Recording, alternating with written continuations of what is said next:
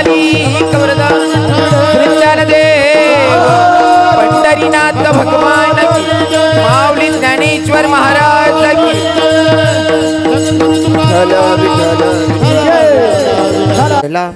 होता कृष्णाचा अवतार आनंद करती घरोघर सदा नाम वाचे गाती सदा नाम वाचे गाती प्रेमी आनंदे नाचती होता कृष्णाचा अवतार आनंद करती घरोघर तुका म्हणे हरती दोष तुका म्हणे हरती दोष आनंदाने करती घोष होता कृष्णाचा अवतार आनंद करती घरोघर विठ्ठल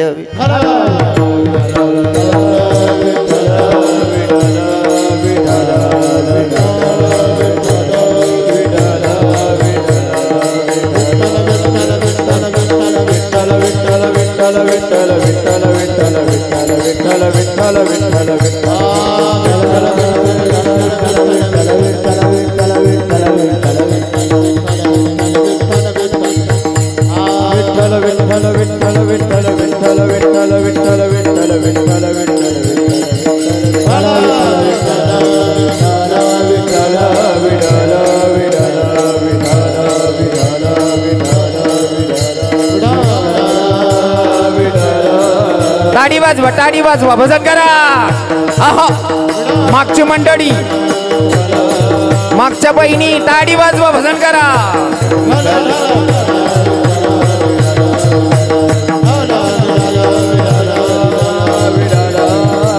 कुंडली विज्ञान देव पंढरीनाथ भगवान की राधा रानी सरकार की सावले सरकार की दत्तात्रेय भगवान की बोलो रे भाई सब संतन की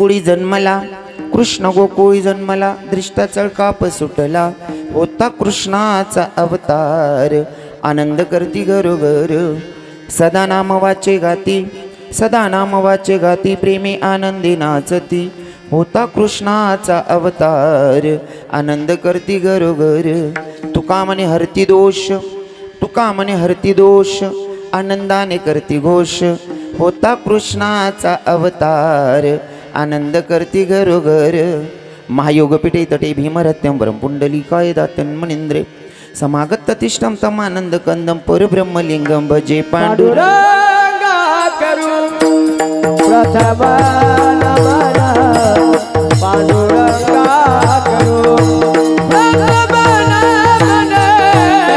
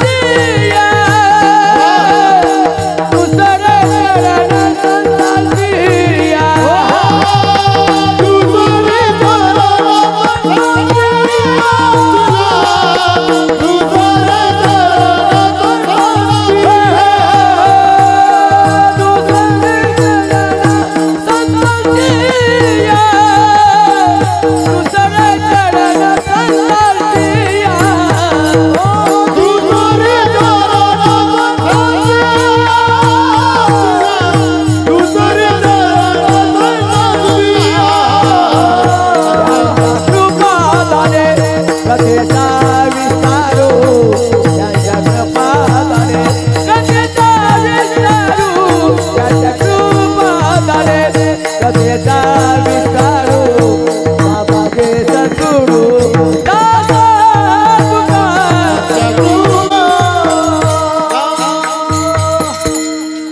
पांडुरंगा प्रथम नमन दुसरे चरण संतांची त्यांच्या कृपदाने कथेचा विस्तारू बाबाजी सद्गुरुदास तुका ओम नमो ज्ञानेश्वर करुणाकर दयाळ तुमचं अनुराधलो पावन झालो चराचरी ओम नमो जय वेद प्रतिपाद्य जय जय संस्वेद आत्मरूपा देवा तुझी गणेश सकल तमत प्रकाश म्हणे निवृत्त दासू अवधावरी तुझी सच्चिदानंद रूपाय विश्वपत्यादि हेतवे तापत्र विनाशाय श्रीकृष्णाय वयं नमः एकरारविंदेन पदारविंदम मुखारविंदेन विनिवेशयन्तम वटस्य पत्रस्य पुटी शयनं बालमुकुन्दं मनसा स्मरामि। श्रीकृष्ण गोविंद हरे मुरारी हे नाथ नारायण वासुदेव।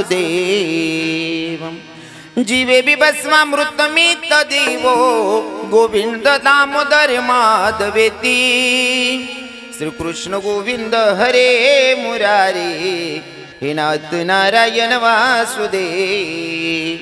मनोजव मारुत तुल्य वेगम जितेंद्रियं बुद्धिमत्तं वरिष्ठं वत्तात्मजवाय नरयुक्त मुख्यं श्रीरामदूतं शरणं प्रपद्ये।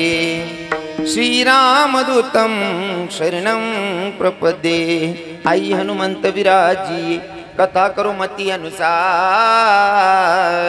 प्रेम सहित गति धरू पधारी जी पवन कुमार। के राधा मेरी स्वामिनी मैं राधे जी को दास। जन्म जन्म मोहे दीजियो श्री वृंदावन को वास। बरसानी की राधिका नंद ग्राम के श्याम।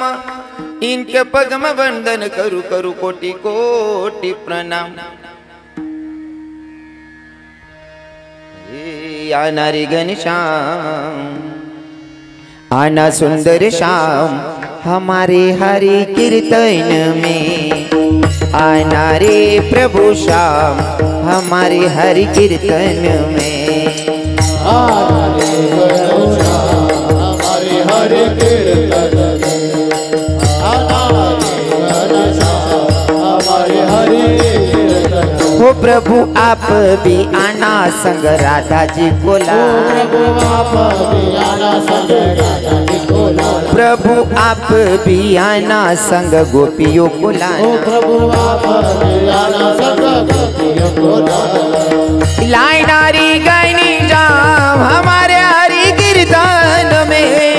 आना सुंदर जाम हमारे हरि कीर्तन में।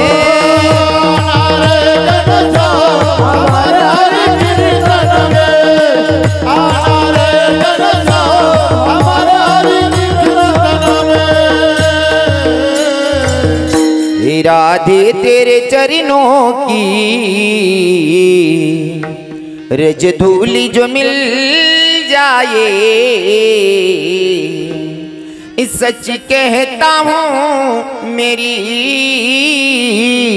तकदीर बदल जाए। राधे तकदीर बदल जाए। सच में तकदीर बदल जाए। विठल विठल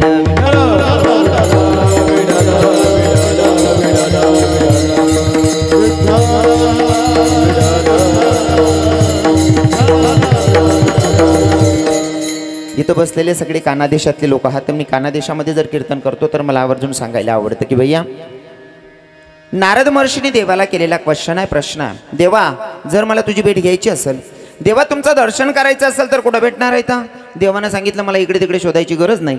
जिथं माझे भक्त माझं गुणगान गातात का तिथं माझी हजेरी असते. मग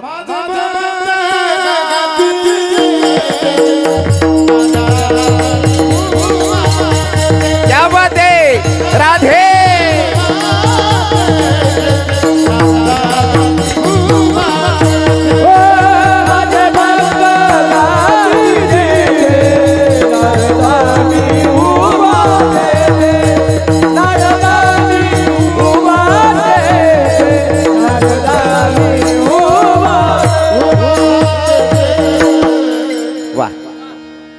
आमच्या बाबांनी गोड प्रमाण घेतलं. माझे भक्त गाते जेथे नारदामी उभा देते. अजून जेथे कीर्तनाची जागा तेथे पांडुरंग उभा. मग भगवंत नारद महर्षींना सांगतात जिथं जिथं माझे भक्त माझं गुणगान गातात का तिथं माझी हजेरी असते. मग आता मला पडलेला प्रश्न आहे, जर पंढरपुराचा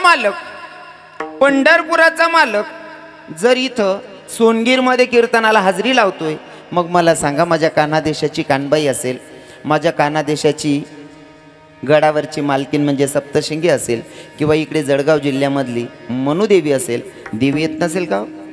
जर पंढरपुराचा मालक, हा आणि ते पण सिद्ध करेल, पंढरपुराचा मालक दुसरा तिसरा कोणी नाही, प्रभू रामचंद्र कृष्ण आणि तोच हरिया. विठ्ठल विठ्ठल.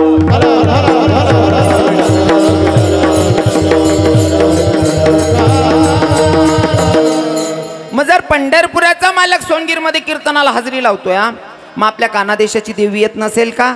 आणि जर देवी आलेली आहे तर आलेल्या देवीचं अर्ध्या मिनिटासाठी स्वागत करूयात, मग चिंतनाकडे वळूयात. हे आराधीन बाई तुम्ही कुंकू घ्या, आरस केली या बसून घ्या. आराधीन बाई तुम्ही कुंकू घ्या, आरस केली या बसून घ्या. आई खेळत आली यान मायला कुचाल केडू द्या, माय खेळत आली यान मायला कुचाल केडू द्या.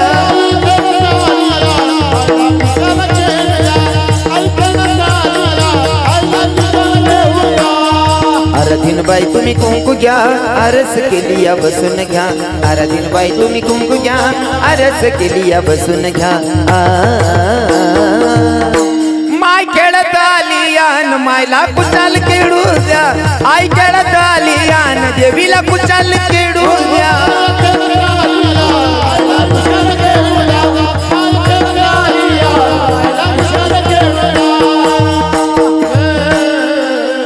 हरी हरी कृष्ण गोकुळी जन्मला, कृष्ण गोकुळी जन्मला, दृष्टा चढका सुटला, होता कृष्णाचा अवतार, आनंद करती गरोगर. विठ्ठल विठ्ठल.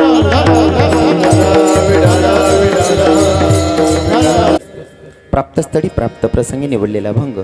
जगद्गुरु जगदवंदनी संत सम्राट देवमान्य संत वारकरी संप्रदायाच्या कळसस्थानी शोभणारे तुकोबाराय महाराज. आणि हो, तुकोबाराय महाराजांचा 4 चरणाचा अभंग आज भगवंताच्या साधू संतांच्या आणि तुम्हा माता पित्यांच्या सेवेसाठी निवडला आहे. विठ्ठल विठ्ठल.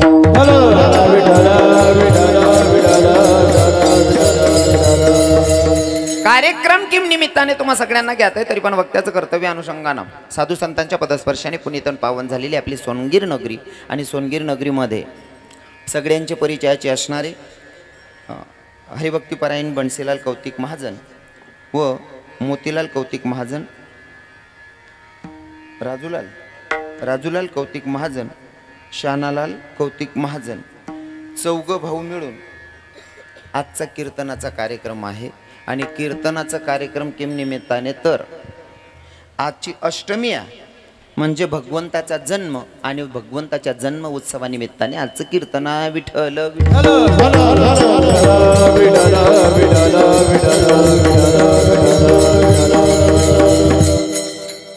सोनगीर मध्ये कीर्तन आहे महाराज. मंदिर एवढं लांब आहे गावापासून, तरी पण एवढा समाज जमतोय कीर्तनाला. खर तर आता मला माहिती हो ना, ता सांग आणि गरज न भाऊ, मला समजिर नाही ना. हा, तुम्हाला विखरला यावा लाग्यात भाऊ, मग स्वतःला चांगली जात ना म्हणणारा घर झोपेल चेटांना आहात का त्यासल्या. विठ्ठल विठ्ठल.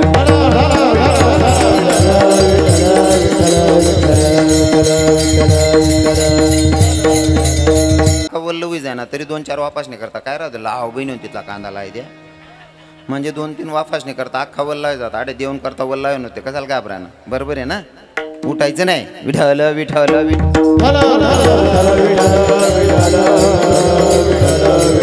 सोनगीर मध्ये एवढा समाज जमतोय महाराज. गाव सोडून लांब कीर्तन असल्यावर सुद्धा जसं गोपिकांना भगवंताला बघितल्याच्या नंतर जो आनंद होता, बोलू नका ना. माता पित्यांचं दर्शन घडतंय ते आपले बाबाजी. खरं तर आमच्या अभय बाबांचा खूप आग्रह होता. ते मला म्हणले काही झालं तरी तुम्हाला शेटन त्यांच्याकडे कार्यक्रम करावाच लागणार आहे. आणि कधी कधी माणसाची मानसिकता आमच्या संतांची शिकवण आहे. मज या जातीचे मज भेटो कोणी, आणि त्यांचा मान ठेवावा लागतो. बाबांचं म्हणणं होतं तुम्हाला यावंच लागेल, तुम्ही नाही म्हणलं तरी तुम्हाला जबरदस्तीनं आणतो म्हणले. आणि त्यांच्या आग्रहाच्या पुढे माझा नाविलाज झाला. नाही ते पटा महाराज असले माहिती आहे सध्या आपली मार्केट जोरात आहे बुवा. हां, तुम्ही दिनं त्यापेक्षा 2.5 पटवर जा तुम्ही, पण चांगलं आहे भाऊ. जिथलं उत्पन्न निघणं त्यावर खुश राहो, लालच मग पडू नये. बा वाडा वाडा बटक कांदा सडी जातच. जो भाव माय तो इकीन मोके जा विठ्ठल विठ्ठल विठ्ठल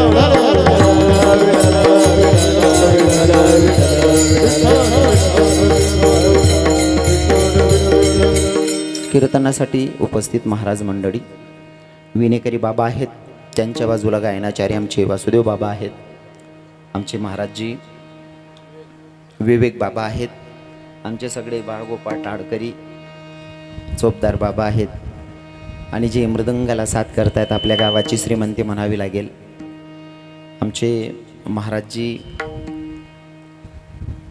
खूप दिवसाच्या नंतर भेटले मला. हां म्हणजे सापडणार बुवा ते. खरं तर तुमच्या गावाची श्रीमंती महाराज त्यांनी बऱ्याच ठिकाणी सप्ताह सुरू केलेत आणि सप्ताहामध्ये जातातही म्हणून सोनगीर कानाकोपरा मग आजडी गेलेत. आणि विशेष करून मला ज्यांचं नाव सांगायला आनंद होतोय, आजची तारीख अष्टमीची तारीख, जसं पैरनेन टाईमले बशा बैलले सुद्धा घर राव देतात नाही, पैरनेन टाईमले बशा बैलले सुद्धा घर राव देतात नाही, तसा साधा जरी कीर्तनकार असेल तरी तो आज घर नशीन, पण आमनी ताई आज मन कीर्तनासाठी घर राहिले मारा. हां हां आणि मी कीर्तन मग सांगास ना आई तेच प्रेम आहे ताई. ए भाऊ बहिणी ना झगडा झगडा जाया का वनमा, बहिणी ना डोळे पाणी बंडो मना पस्ताई मनमा. बहीण भावाचं जिवाड्याचं नातं आहे. विठ्ठल विठ्ठल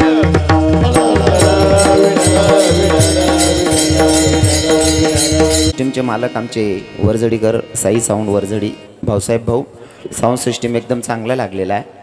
हां काय पाणी बंद होई घ्या ते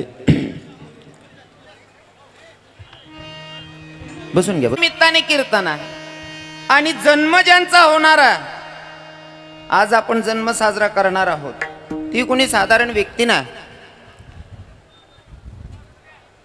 आज जन्माला येणारा विठ्ठल विठ्ठल कोण तुकोबर आहे, ज्यांची 65 लाखाची जागीर लोकांना दान करावी ती तुकोबर आहे. कोण तुकोबर आहे, जाडून संसार वैसल्य अंगणी ते तुकोबर आहे. कोण तुकोबर आहे, संसाराच्या नावे घालून या शून्य ते तुकोबर आहे. आणि ती तुकोबर आहे या अभंगातून दोघं बाजूवा मांडतायत.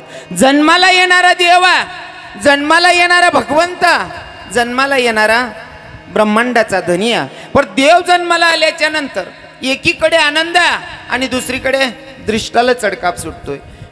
वास्तविक जो भगवंत जन्माला येणार आहे ती गोष्ट सर्वांसाठी चांगली आहे ना ताई, सर्वांसाठी चांगली गोष्ट आहे ना. पण गोकुळामध्ये आनंद उत्सव साजरा केला जातोय आणि तोच भगवंत जन्माला आल्याच्या नंतर मथुरेमध्ये दृष्टाला चढकाप सुटतोय.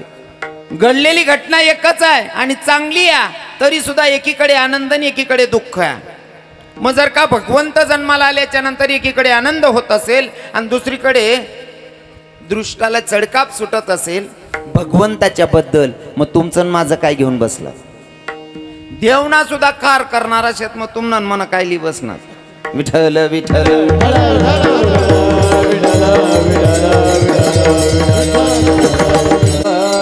मला कीर्तनातून भगवंत सांगायचाच आहे, देवाचा जन्मही सांगायचा आहे. पण खास करून तरुणांना मी कीर्तनातून जगण्याचा संदेश देतो बरं का.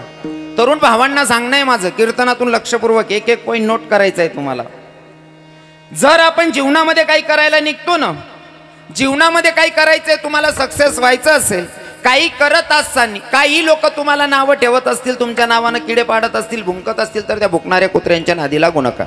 कारण भुकणारा कुत्राच निबर्ष लागा मग आपण आपला वेळ वाया घालतच. समजा समजा समजा एखादं पोरग जर काही करायला लागणार, एखादं पोरग जर काही करायला लागणार, गलिमाना 2 अर्धाला राहतस, वयल वयल मन भाषा समजे ना तुम्ही. हां वयल वयल वर जर नाही टाळ्या बसणार तो शुद्ध भाषा मग सांगस यमन बातकुल. हां या चौक मा बसेल राहतस, एखादा काहीतरी चांगलं करणारा पोरेल देखीच नाही. का रे तात्या भाऊसाहेब न पोरी येडांगत काय बी करत चाल माको तात्या त्यांना तीन जास्त वायबार रास जाऊ दे रे येडे झालं ते. आणि तो पोरगा सक्सेस होईना का वर्ष 2 वर्ष मग एक किडा पाडणारच त्या दारमा जातो. बावड्यो पेडा बिडा काय काढ ना गु कायले तो जवळ काही कर राहता तो त्यांना ना किडा पाड राहता हा जवळ तो काय कर राहता तो किडा पाड राहता ते सक्सेस होई घेता ते त्यांकडे पेढा मागायला जाय ना निवड निर्लज्ज धंदा विठ्ठल विठ्ठल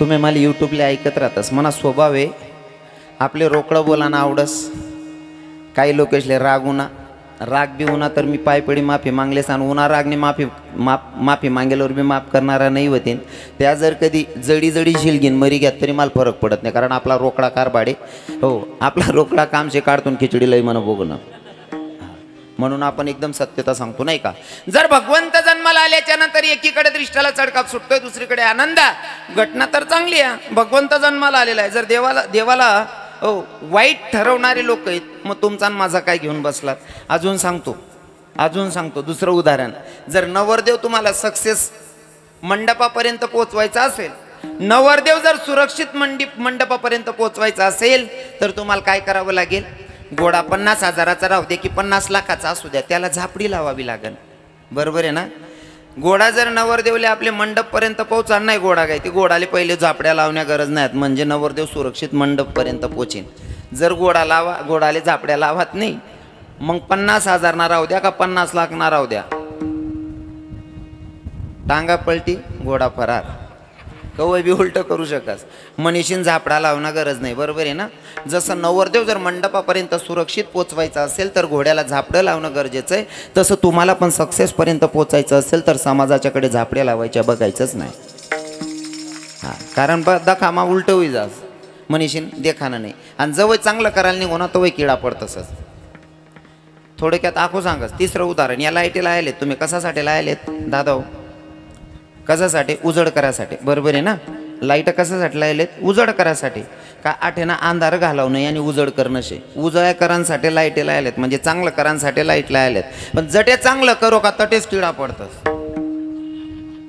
तुमल्या अनुभव होईन या गोष्टीच ना जटे चांगलं करायला जाऊ का तटेच किडा पडतस पण एक गोष्ट शिकणी लाईटेस पाहिजे लाईटेशी जोडे कितला का किडा गर्द्याकडेत ना लाईट बंद पडस का कारण त्याला माहिती आहे किडा कितला का गर्द्या करत नाही या पायटे मर जातील मला काय याको चालू नाही म्हणून किडाशनी वर्ष लागू नये जर सक्सेस होईन ते नाही का भगवंताला विरोध करणार आहेत तुम्हाला मला विरोध करणार नाही कशावर नाही तर जगाचा मालक जन्माला येणार आहे तरी सुद्धा एकीकडे आनंद आणि दुसरीकडे दृष्टाला चढकाप सुटतोय मग जन्माला येणाऱ्याचा दोघीकडेचा भाव असा आहे पण जन्माला येतय कोण एकीकडे आनंद आणि एकीकडे दुःख आहे म्हणजे येणारा कोण आहे तर ब्रह्मांडाचा धनी मग भगवंताचं येण्याचं कारण काय आहे गो ब्राह्मणांना जेव्हा झालेलं त्रास सहन होत नाही तेव्हा भगवंताचा धावा करतात आणि भगवंताकडे जातात आणि भगवंताकडे जाऊन भगवंताकडे मागणी मागतात देवा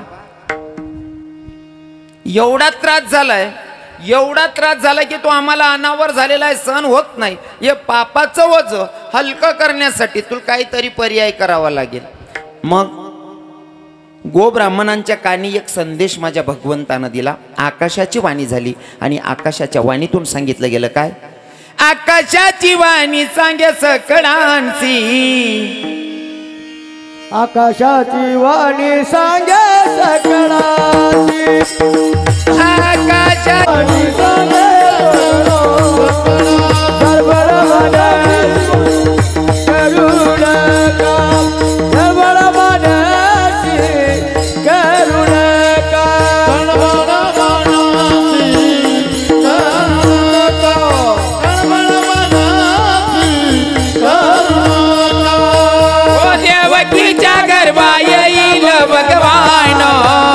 देवकीच्या गर्भा येईल भगवान देवकीच्या गर्भा येईल भगवान देवकीच्या गर्भा येईल भगवान देवकीच्या गर्भा येईल भगवान देवकी आणि वसुदेवाचं लग्न चाललं देवकी आणि वसुदेवाचं लग्न चाललंय लग्नामध्ये 3 मिरवणुका राहतीस पहिला हाडत लागा नंतर पहिले नवरदेव राव का नवरी राव गाव मामी राहत त्याला काय म्हणतस हो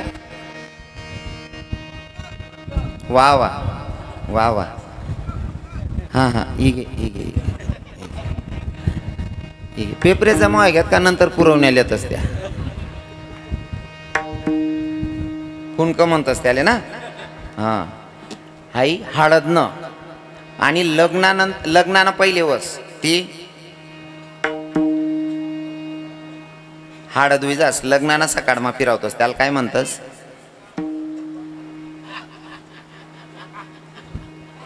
जास्त वयले त्यातले सुधरत नाही या कुवारा सांग राहणार भी हुलामा नाही उमरामा नाही अजून.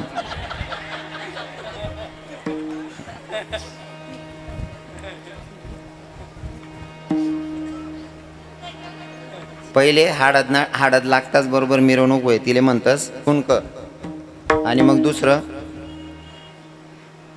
वरात म्हणतस मला माहितीप्रमाणे जास्त वयले त्याला समजस होई बा. आणि लग्नाना नंतर बी मिरवणूक नाही घे तिला काय म्हणतस मग. आड कोणतरी बारक्याने आवाज दिनता बोला रे बिगर लग्नेवाला सोन लग्नेवाला काय सुधरसते फॉर्म मा. हां बीत मग लग्नाच्या नंतर ती मिरवणूक चालू होती बीत म्हणतात तिला. आणि तेव्हा स्वतः कंसरा ताकत होता आणि दोघं त्याच्या बहीण आणि पाहुणे माग बसलेले आहेत. आनंदात ताकत असताना तेव्हा सुद्धा आकाशाची वाणी झाली ना. आकाशाच्या वाणीतून कंसाला सांगितलं गेलं कंसा ज्या बहिणीच्या लग्नामध्ये तू रथ हाकतोय का त्या बहिणीच्या पोटी येणारा 8वा पुत्र तुझा वध करणारा. ज्या बहिणीच्या लग्नात तू एवढ्या आनंदात रथ हाकतोय का त्या बहिणीच्या पोटी येणारा 8वा पुत्र तुझा वध करणारा. कंसाच्या बातमी कानी पडल्याच्या नंतर कंसाला असं वाटलं बहिणीच्या पोटी येणारा 8वा पुत्र माझा वध करणार आहे. त्याच्यापेक्षा असं करतो बहिणीलाच मारतो म्हणले. बहिणीलाच मारतो म्हणजे पहिलाही नाही आणि 8वाही नाही. मग कंसानं काय केलं रथ हाकत असताना हातात आता खडग घेतलं आणि देवकीवर मारायला चालून गेला. घेवोनिया खडग हमारा यादावला अरे घेवोनिया खडग हमारा यादावला घेवोनिया खडग मारा यादावला घेवोनिया खडग मारा यादावला घेवोनिया खडग मारा यादावला घेवोनिया खडग मारा यादावला घेवोनिया खडग मारा यादावला घेवोनिया खडग मारा यादावला. हात तो धरीला वसू देवे हात धरीला वसू देवे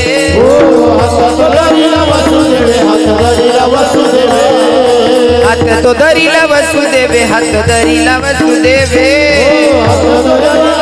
देवे हात धरीला वसू देवे घेवोनिया खडग आम्हाला यादावला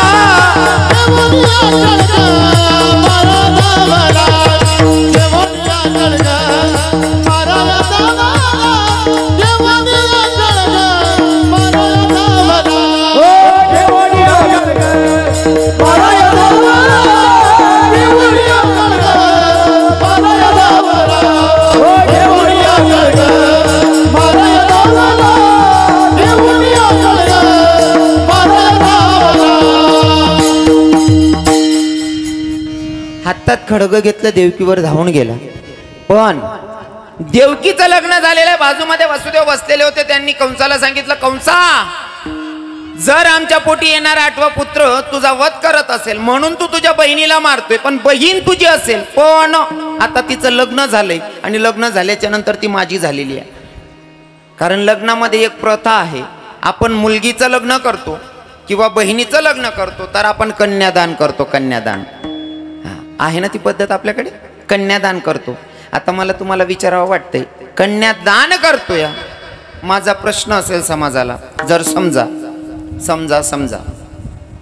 आपण जर एखाद्या ब्राह्मणाला किंवा कथाकाराला गाय दान केली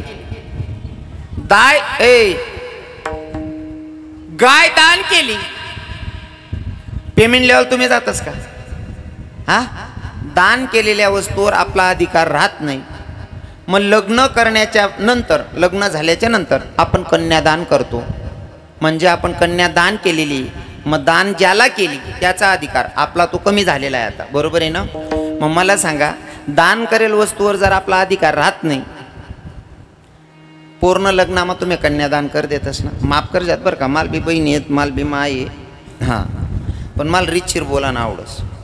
कन्यादान कराय गे ना आपला विषय संपी घ्या. पण बऱ्याच माया पोर सासरी जावानंतर दिनमा 4 धाव फोन करते, नाही बहीण तुला कोण काय बोलणं का ब तुला सकाळ मग फोनवर सांगा गे दुपारशी उपडीत जाई का ती मारीच टाकते तिला. कन्या दान केली ना मग दान केलेल्या वस्तूवर आपला अधिकार नाही. हा तुमची मुलगी तुम्ही सुखदुःखात नक्कीच हजर झालं पाहिजे, विचारलंही पाहिजे. तिला त्रास होत असेल तर तोही सहन नाही करून घ्यायचा, पण कारण नसताना उगाच कशाला 4 वेळेस फोन करायचा. तुम्हाला माफी मागून सांगेल, जिथला घटस्फोटवर आहे ना, जिथल्या फारकत्यावर आहे ना, त्याच माहीन 100 माई कमीत कमी 90% घटस्फोट आणि फारकत्या फक्त पूर्ण मायबापमुळे, खास करून पौर्णिमाईमुळे. हां पौर्णिमाईमुळे. हां बहीण जास्त ऐकू नको बरोबर, बोलायला लागणार कसं लगे उत्तर पटकन उत्तर दे द्या ना. हां नाही ते ऐकान सवय पड जाईन, डोकावर पड जातीन बरं त्या.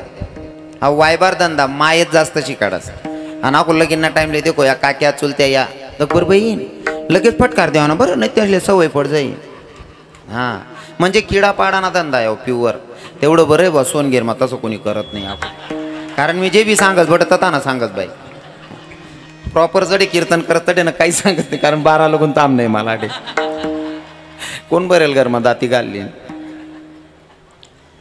कन्या दान केलेली तुमचा अधिकार नाही तेवढा माझा अधिकार झालेला, कारण तुम्ही मला तुमची बहीण दान केलेली आहे. आणि तुम्हाला जर वाटत असेल आमच्या पोटी येणारा 8वा पुत्र तुमचा वध करतोय, मग एक काम करा, आमच्या पोटी येणारा प्रत्येक लेकरू तुमच्या ताब्यात देतो, पण माझ्या पत्नीला मारू नका म्हणले. कंसानं तसंच केलं, दोघं नवरा बायकोंना बंदीखान्यामध्ये बंद केलं. बघा बरं, बंदीखान्यामध्ये बंद केलं. पहिले 6 मुलं झाली, 6च्या 6 मारलीच नाही. 6 मारित दुराचारी, 6 मारित दुराचारी, ओ 6 मारित दुराचारी, 6 मारित दुराचारी. ऐका, 6 बैल मारलीच नाही अगोदर. 6 मारली नाही म्हणून भगवंताला पडलेला प्रश्न, जोपर्यंत कंस बाल हत्या करत नाही तोपर्यंत मी त्याला मारू शकत नाही. मला याच्यातून फक्त एवढं सांगण्यासाठी फिरवावं लागलं बाबा पांडू बाबा, एवढ्यासाठी फिरावं लागलं. कंसाला आज शिवाय देणारे इथं बसलेल्यांपैकी 99% शिवाय देणारे लोक बसलेलेत कंसाला. माझ्या सकट सर्वच जण कंसाला कोण चांगलं म्हणेल का? कंसानं काय पाप केलं ताई? बहिणीचे 6 पोरं मारलीत, पण कंसानं सुरुवातीला मारलीच नाही. मग भगवंत म्हणे तो जोपर्यंत बाल हत्या करत नाही तो लोगून त्यांना पाप पुरवत नाही, जो लोगून पाप ना गडा भरत नाही तो लोगून मी त्याला मारू शकत नाही. सांगानं तात्पर्य एवढं आहे, आपलं कर्मच आपलं जे पण काही ठरावस ना ते कर्म ठरावस. भगवंत तुम्हाला वाईट करूच शकत नाही, पण जर कर्म चुकीनं असेल तर तो सोडत बी नाही. विठ्ठल विठ्ठल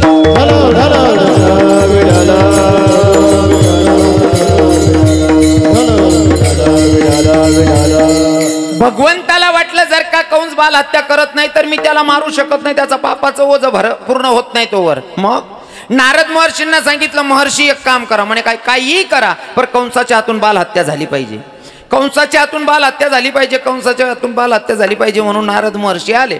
नारद महर्षींचा स्वभाव कळ लावणे, नारद महर्षींचा स्वभाव कळ लावणं. नारद महर्षी आले, विचारायला लागले, म्हणले देवा कंसा म्हणे काय देवकीच्या पोटी येणारा 8वा पुत्र तुझा वध करणार होता म्हणे. मग काय झालं म्हणे? माहित नाही म्हणे, आत्ताशी 6 आहेत, मला मारणारा 8वा आहे. नारद महर्षी म्हणे येडा होई घ्या का? अरे देवनं चक्र गोल छे, पहिला बी 8वा येऊ शकत, 4था बी 8वा येऊ शकत, 5वा बी 8वा येऊ शकत. या 6 बी कदाचित तू तुला दुश्मन पाडी राही ना म्हणे. हो नारद महर्षी त्यांचा स्वभाव कळ लावणे, बरोबर आहे ना. नारद महर्षींचा स्वभाव कळ लावणे. हो पण नारद महर्षींच्या कळ लावण्याच्या मागे काही काही चांगलं राहे, काही चांगलं राहे. आता घर परत नारद वे जायलेत किडा पाडाले. हा नारद महर्षींचं कळ लावण्याच्या मागे काहीतरी हेतू असायचा आणि काहीतरी चांगला मार्ग निघायचा. इथं 6 पोरं मारली नाही, पण कंसानं सांगितल्याच्या नंतर नारद महर्षींनी सांगितल्याच्या नंतर कंसाच्या डोक्यात आलं, मला मारणारा यांच्यातून कदाचित असू शकतो, म्हणून 6च्या 6 मारली. आमच्या बाबांनी सांगितलं तुम्हाला. हो 6च्या 6 मारली. मग 7व्यांदा गर्भधारणा आहे. मग 7वा गर्भ भगवंताला माहिती होती की हा नालायक मारल्याशिवाय राहणार नाही, म्हणून काय केलं, रोहिणीच्या उदरात सोडला. हा, रोहिणीच्या उदरात सोडला. आणि 8व्यांदा देवकी मातेला गर्भधारणा आहे. 8व्यांदा देवकी मातेला गर्भधारणा आहे. अष्टमीची रात्र आहे. ते देवकी मातेचं तेज असं झडाडत होतं महाराज. जगाचा मालक ब्रह्मांडाचा धनी जन्माला येणार होता, म्हणून देवकी मातेचं तेज असं झडाडत होतं. भगवंत रात्री ठीक 12 वाजेला भगवंत जन्माला आले. किती वाजेला? रात्री 12 वाजेला. आता काही लोक उपवास करतात, पण तुम्हाला सांगतो राधा अष्टमी आणि कृष्ण अष्टमी याचा असा आहे, तुम्ही रोज जे अन्न खातात ते न खाता जसं फराळ तुम्ही करू शकतात, फलहार करू शकतात, असा हा उपवास आहे. आणि राधेचं तत्व तर असं आहे, तुम्ही कसंही खा, फक्त तुमले जमणं तर राधा अष्टमी साजरा करा. भक्त असले सांगत, कारण राधा प्रेमाचं प्रतीक आहे आणि इतकं प्रेम भक्तांवर करते की ते भक्तांना त्रासलेलं बघूच शकत नाही, म्हणून उपवास करायची गरजच नाही. विठ्ठल विठ्ठल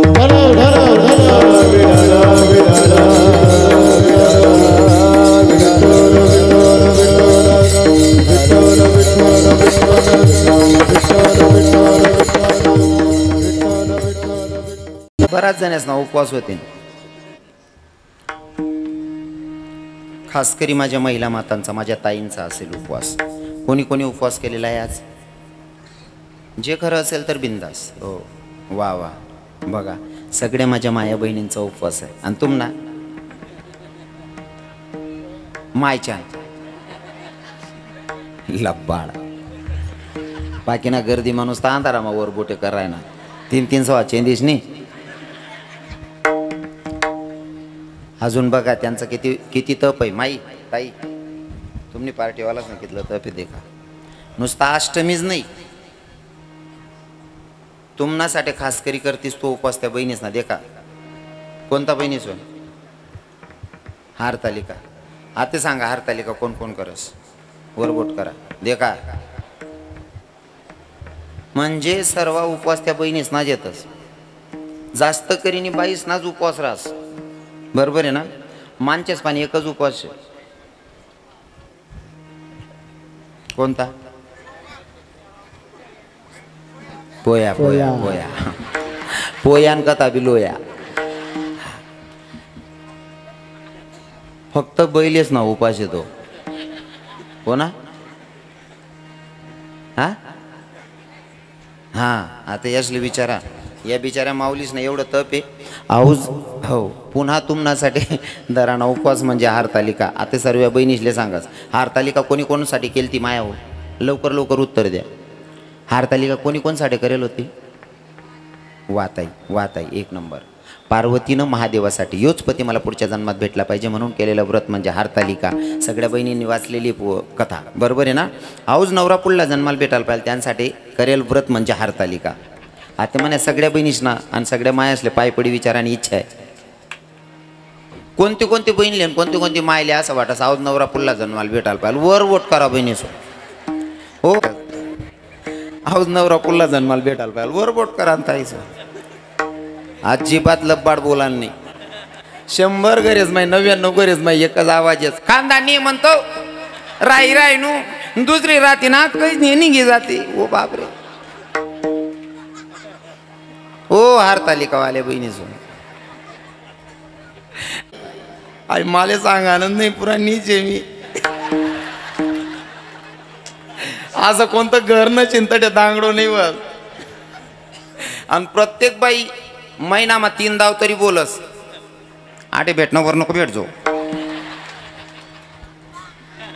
खरं आहे का नाही बहिणीस? हा, या उपास करणाऱ्या बहिणीसला सांगस मी. आणि मधमग घरमा त्याशनी भांडण नाही, याशनी भांडण होत राहे. ज्याशनी भांडण होय तो समोर ना दोन्ही नवरा बायको कायम असत राहत. अहो म्हणे यार कसं वागत असे ना बायको संगे.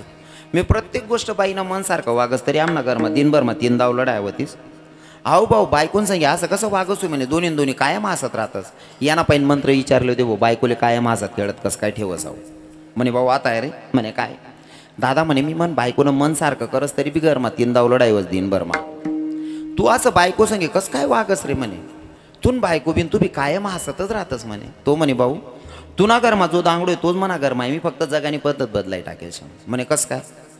तुना घरमा जो दांगडो वस तो मना घरमा बी वस, पण मी जगानी पद्धत बदलाई टाकेल म्हणे. कसर दादा? काय नाही भाऊ म्हणे, मन घरमा जर बाणगड वहिनी ना म्हणे, मन बाई रांता रांता लाटणं उडी फेकस म्हणे. जर लागी घेते ती असंच नाही लागणं ते मी असंच म्हणे.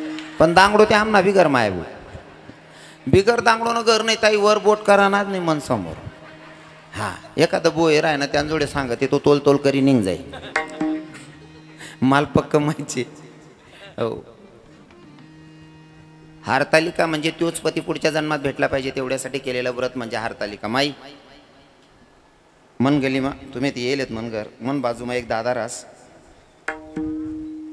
त्या भाऊन बायकोले हारतालिकाना उपास धरणा होता. 8 दिन पहिले बाईने त्याला सांग म्हणे असं करा म्हणे दादा, काहीच फरक पडणार नाही. बायको नवराला सांग राहील ती असं करा म्हणतं दादा. हात ते समजणं बाकी ना डोक्यावर घे. आणि ती बी चौक आलेले लोकेशनी एक ठिकाणी मुक्कामले थांबलो मी. जडे मुक्कामले थांबलो तडे पायटे तो बाऊल ड्युटीला जाणं होई सिटी मारा आहे. त्याच ना बेडरूम बाजूमा मना बेडरूम होता बाबा. मी झोपेलो तू पायटामा तो बा उठना चहा ठेवावं लागणार. आई बिनले जागून आई नवराला का मारे म्हणे शशी म्हणे काय तुम्ही चहा ठेवताय म्हणे. हो माझा पण एक कप चहा ठेवून द्या म्हणे. मी पडी पडी ऐकी राहीन तू. ती बहिणी आवाज दिना शशी म्हणेश मी उठून बटली ना म्हणता ताई आव भाऊ तुम्हाला जीज भाऊ लागस का? नाही ना म्हणे महाराज नवरा आहे म्हणे. म्हणतो तू उभाटी ना आकली राहिनी नाही काय डायरेक्ट शशी म्हण राहिनी तू. ते हाय बी एक पद्धत जायला ते नाव तरी हाक मारानी तेवढं बरं आहे. अजून आपला परिसर मा घुसेल नाही ते नाही ना अजून. तुम्ही नाही म्हणतेस ना बहिणीचं बरं आहे ती सवय बी नका पडू तिच्यात बरं. हां मुकलं नाताच मा ते फॉल्ट सापडायला लागत. बाकी नाच ना लग्न होई ना का सासूल मम्मी म्हणतात उल गेल बहानट सुरूत ना. सासूले मम्मी म्हणत राव बेटी नाही राहते तुले पुरा छत होतीस ना वय गे तार. सासूल मम्मी म्हणत निता तेल तुम्ही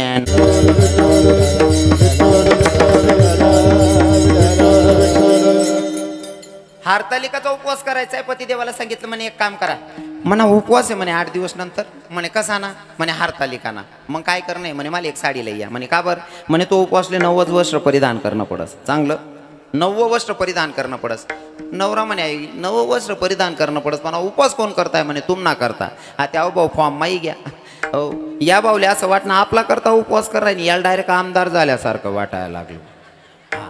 अहो बारी बरी 2-3 हजारने साडी लई ना बाईंजोडे साडी दिदीनी हारतालिकाना उपवास. बाई पायटा माऊटने आंघोळ विंघोळ करली नाही. 9वी साडी परिधान करली नाही. पती झोपेल होता. बाई जवळ गेली म्हणे कारभारी उठा धनी उठा. तो उठी बस ना म्हणे मला पाय पडले उद्या. तो म्हणे नेमकं मी स्वप्न देखी राहू का खरंच आहे म्हणे. आई रोज पायटा माझी उपाधी राही मोटरनं बटन दाब द्या त्या बकऱ्या तर त्या बांध्या बकलीनं झाड टाका. आई रोज असं होतं ना आज असं उलट कसं काय की पाय पडले उद्या. तो उठी बस ना ती बहिणी पाय पडली ना तर हातमात आठवतं. तो म्हणे कुठं चालणे काही नाही म्हणे. आता महादेवना मंदिरवर चाललो म्हणे. आता महादेवना मंदिरवर जाई राहीन ती बहीण.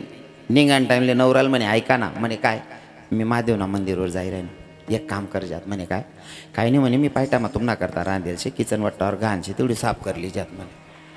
तू कोट चालणे म्हणे महादेवना मंदिरवर कोणसाठी म्हणे तुम्हासाठी याने बारी बरी हा मंदिर हो देव आपलाच करता जाई राहिने. वट्टावरून येते बहीण म्हणे कारभारी म्हणे काय एक काम कर जात म्हणे. काय मागला वट्टावर 2 टाकेले तेवढं काढली जात म्हणे. अहो म्हणे तू कोट चालली म्हणे महादेवना मंदिरवर का बं म्हणे तुम्हासाठी याने ते बी हा म्हणले ना बारी बरीने आपलाच साठी सांग राहिनी वा.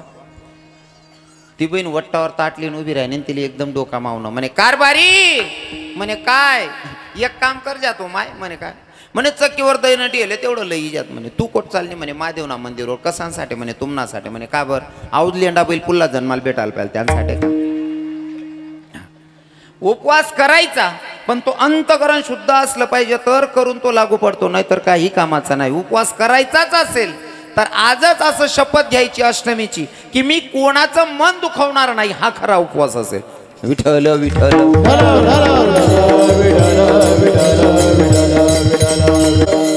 भगवंत जन्माला येणारच होते यावंच लागणार होतं. नुसता कंसाला मारण्यासाठी नाही तर भगवंतानी बराच भक्तांना शब्द दिलेला होता आणि तो खरा ठरवण्यासाठी यावंच लागणार होतं. विठ्ठल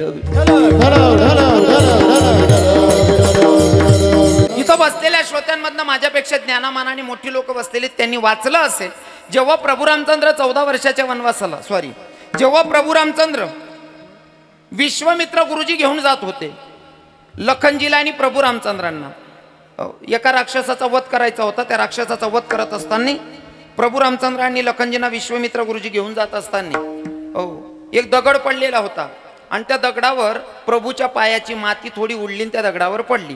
दगडावर पडल्याच्या नंतर त्या दगडाची स्त्री झाली. ती स्त्री होती, पहिले तर ती कथा अशी आहे, गौतम ऋषींची पत्नी अहिल्या माता दगड होऊन पडलेली आणि गौतम ऋषींनी शाप दिलेला होता. कथा तुम्ही ऐकलेली म्हणून मी जरा शॉर्टकट सांगतोय. गौतम ऋषींनी शाप दिलेला, तुझ्याकडनं पती ओळखू आला नाही म्हणून तुला माझा शाप आहे की तू दगड होऊन शिडा होऊन पडशील. अहिल्या मातेनं सांगितलं, माझा गुन्हा माझ्या लक्षात आला, पण काहीतरी उपशाप द्या. मग उपशाप म्हणून वासुदेव बाबा सांगितलं, उपशाप म्हणून तू दगड होऊन पडशील, पण उपशाप असा दिला, या दगडाला जगाच्या मालकाच्या पदस्पर्श झाल्याच्या नंतर तू स्त्री रूपात येशील, असा उपशाप दिला. आणि 14 वर्ष लखनजी आणि प्रभू रामचंद्र विश्वामित्र गुरुजी घेऊन जात असताना पायाची थोडी धूळ उडाली आणि त्या दगडावर पडली आणि त्या दगडाची बाई झाली. बाई झाल्याच्या नंतर ही सगळी चर्चा झाली की प्रभू रामचंद्रांच्या पायाची धूळ दगडावर पडल्याच्या नंतर म्हणजे देवाचा पाय लागल्याच्या नंतर दगडाची बाई होते. खरं तर पतिव्रतेची एवढी ताकद असते की तुका म्हणे पतिव्रता तिची देवावरी सत्ता, नाही का. पतिव्रतेची ताकद मोठी आहे, भगवंत तिच्या शब्दात बांधलेला आहे. देव पाय लावणार नाही, देवाच्या पायाची थोडी धूळ उराली आणि त्या दगडाची बाई झाली. पण ही चर्चा सगळीकडे झाली. मग सगळे साधू लोकांच्या कानी बातमी पडली की दगडाची बाई होते, देवाचा पाय लागल्याच्या नंतर दगडाची बाई होते. सगळ्या साधूंच्या कानी बातमी पडल्याच्या नंतर साधू विचार करतात, आपण कुठवर ब्रह्मचारी राहायचं. आता साधूंनी पण ज्याच्या त्याच्या परीनं दगड उचलला, ज्याच्या त्याच्या पद्धतीनं दगड उचलला आणि प्रभूंकडे जायला निघाले. ठरलेलं होतं साधू लोकांचं की आता आपण जाऊन भगवंताला सांगायचं, प्रभू रामचंद्रांना सांगायचे, या दगडांना पाय लावा आणि आम्हाला बायका करून द्या.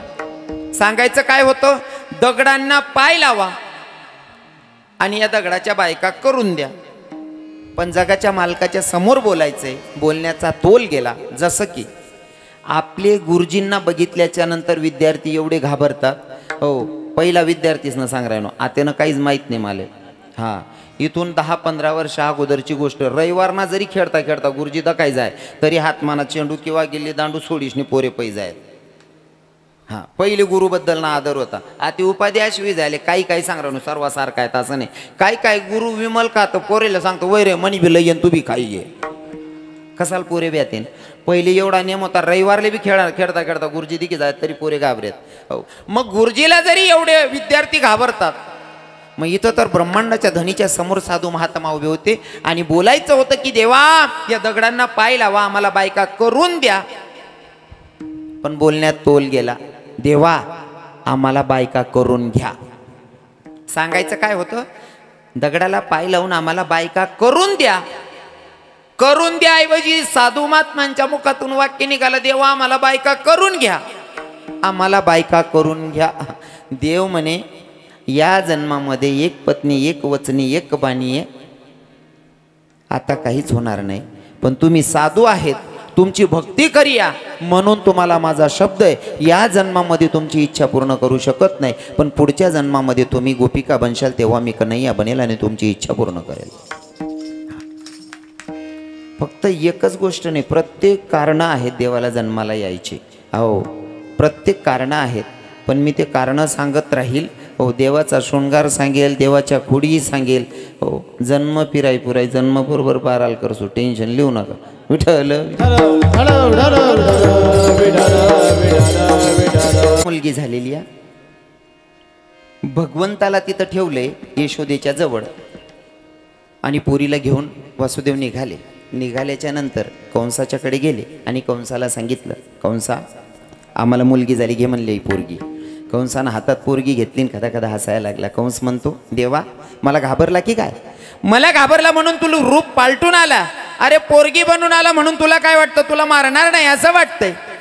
कदा कदा हसायला लागला, पोरीचे पाय धरले, करा पाय फिरवले आणि जमिनीवर दगडावर आटोपणार तोपर्यंत हातातून पोरगी सटकली आणि आकाशात गेली आणि तिथून कंसाला सांगते तुझं लगी माती उपदला मगादी उपदला मगादी उपदला मगादी तुझ्या लागे वादे उपदला मगादी उपदला मगादी उपदला मगादी कंसा मला काय मारतोय अरे तुला मारणारा गोकुळात जन्माला आला गोकुळात जन्माला आला ही बातमी जेव्हा कंसानं ऐकली तर कंसाची मानसिकता तो खूप बराय सांगतात अभंगाच्या प्रथम चरणात गोकुळी जन्मला कृष्ण गोकुळी जन्मला कृष्ण गोकुळी जन्मला कृष्ण नाम सुटला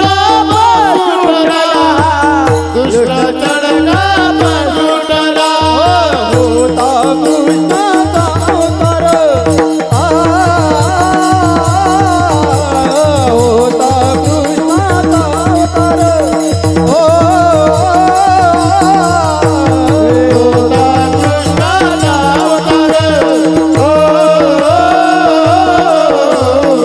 होता कृष्णाचा अवतार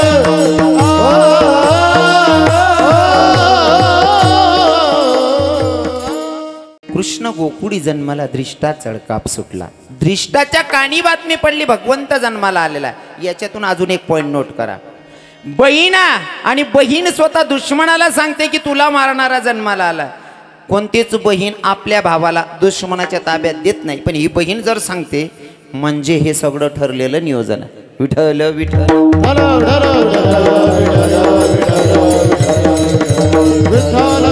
भावांचं प्रेम काय असतं आत्ताच आपली रक्षाबंधन गेलेली आहे हा रक्षाबंधन गेलेली आहे प्रत्येक भाऊ बहिणीच्या कडे जाऊन राखी बांधतो किंवा बहीण भावाच्या कडे जाऊन राखी बांधते आणि काही काही बहीण भाऊ मनमाच बांधलेतच विठ्ठल विठ्ठल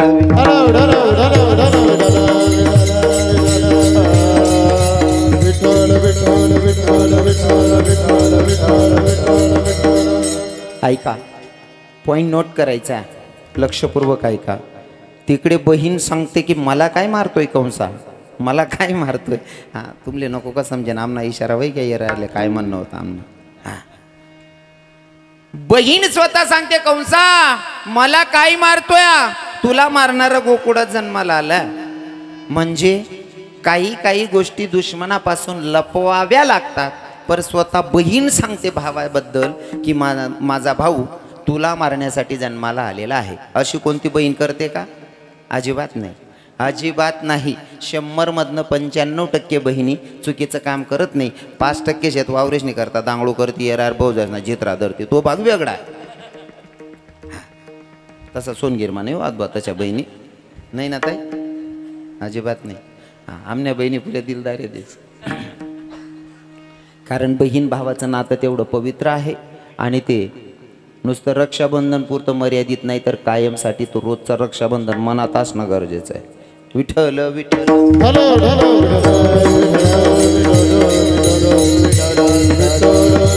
मी एक दृष्टांत ऐकलेला आहे आप्पा एक दृष्टांत ऐकलेला आहे मला तो सांग ए दादा बोलू नका रे ए भाऊ ए दादा ए आप्पा थांब रे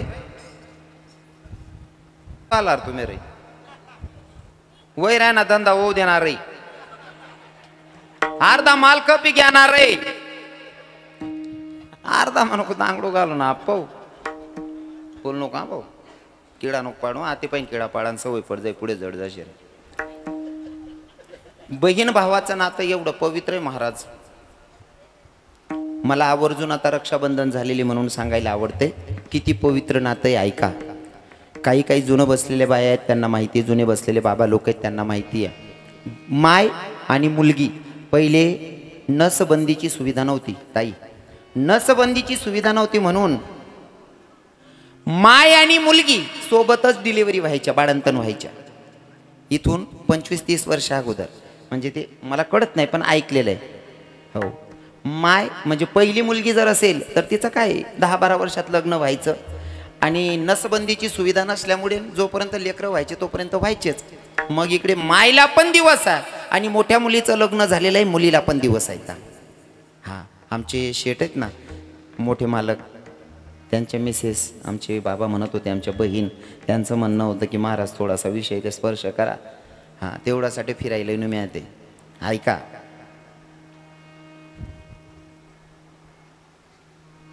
माय आणि मुलगी सोबत बाळंतन व्हायच्या, मोठी मुलगी आणि शेवटची डिलिव्हरी मायची होती. पण वय झालेली होती, बाळंतन व्हायचंय. मुलगीला पण दिवस आहेत, मायला पण दिवस आहे.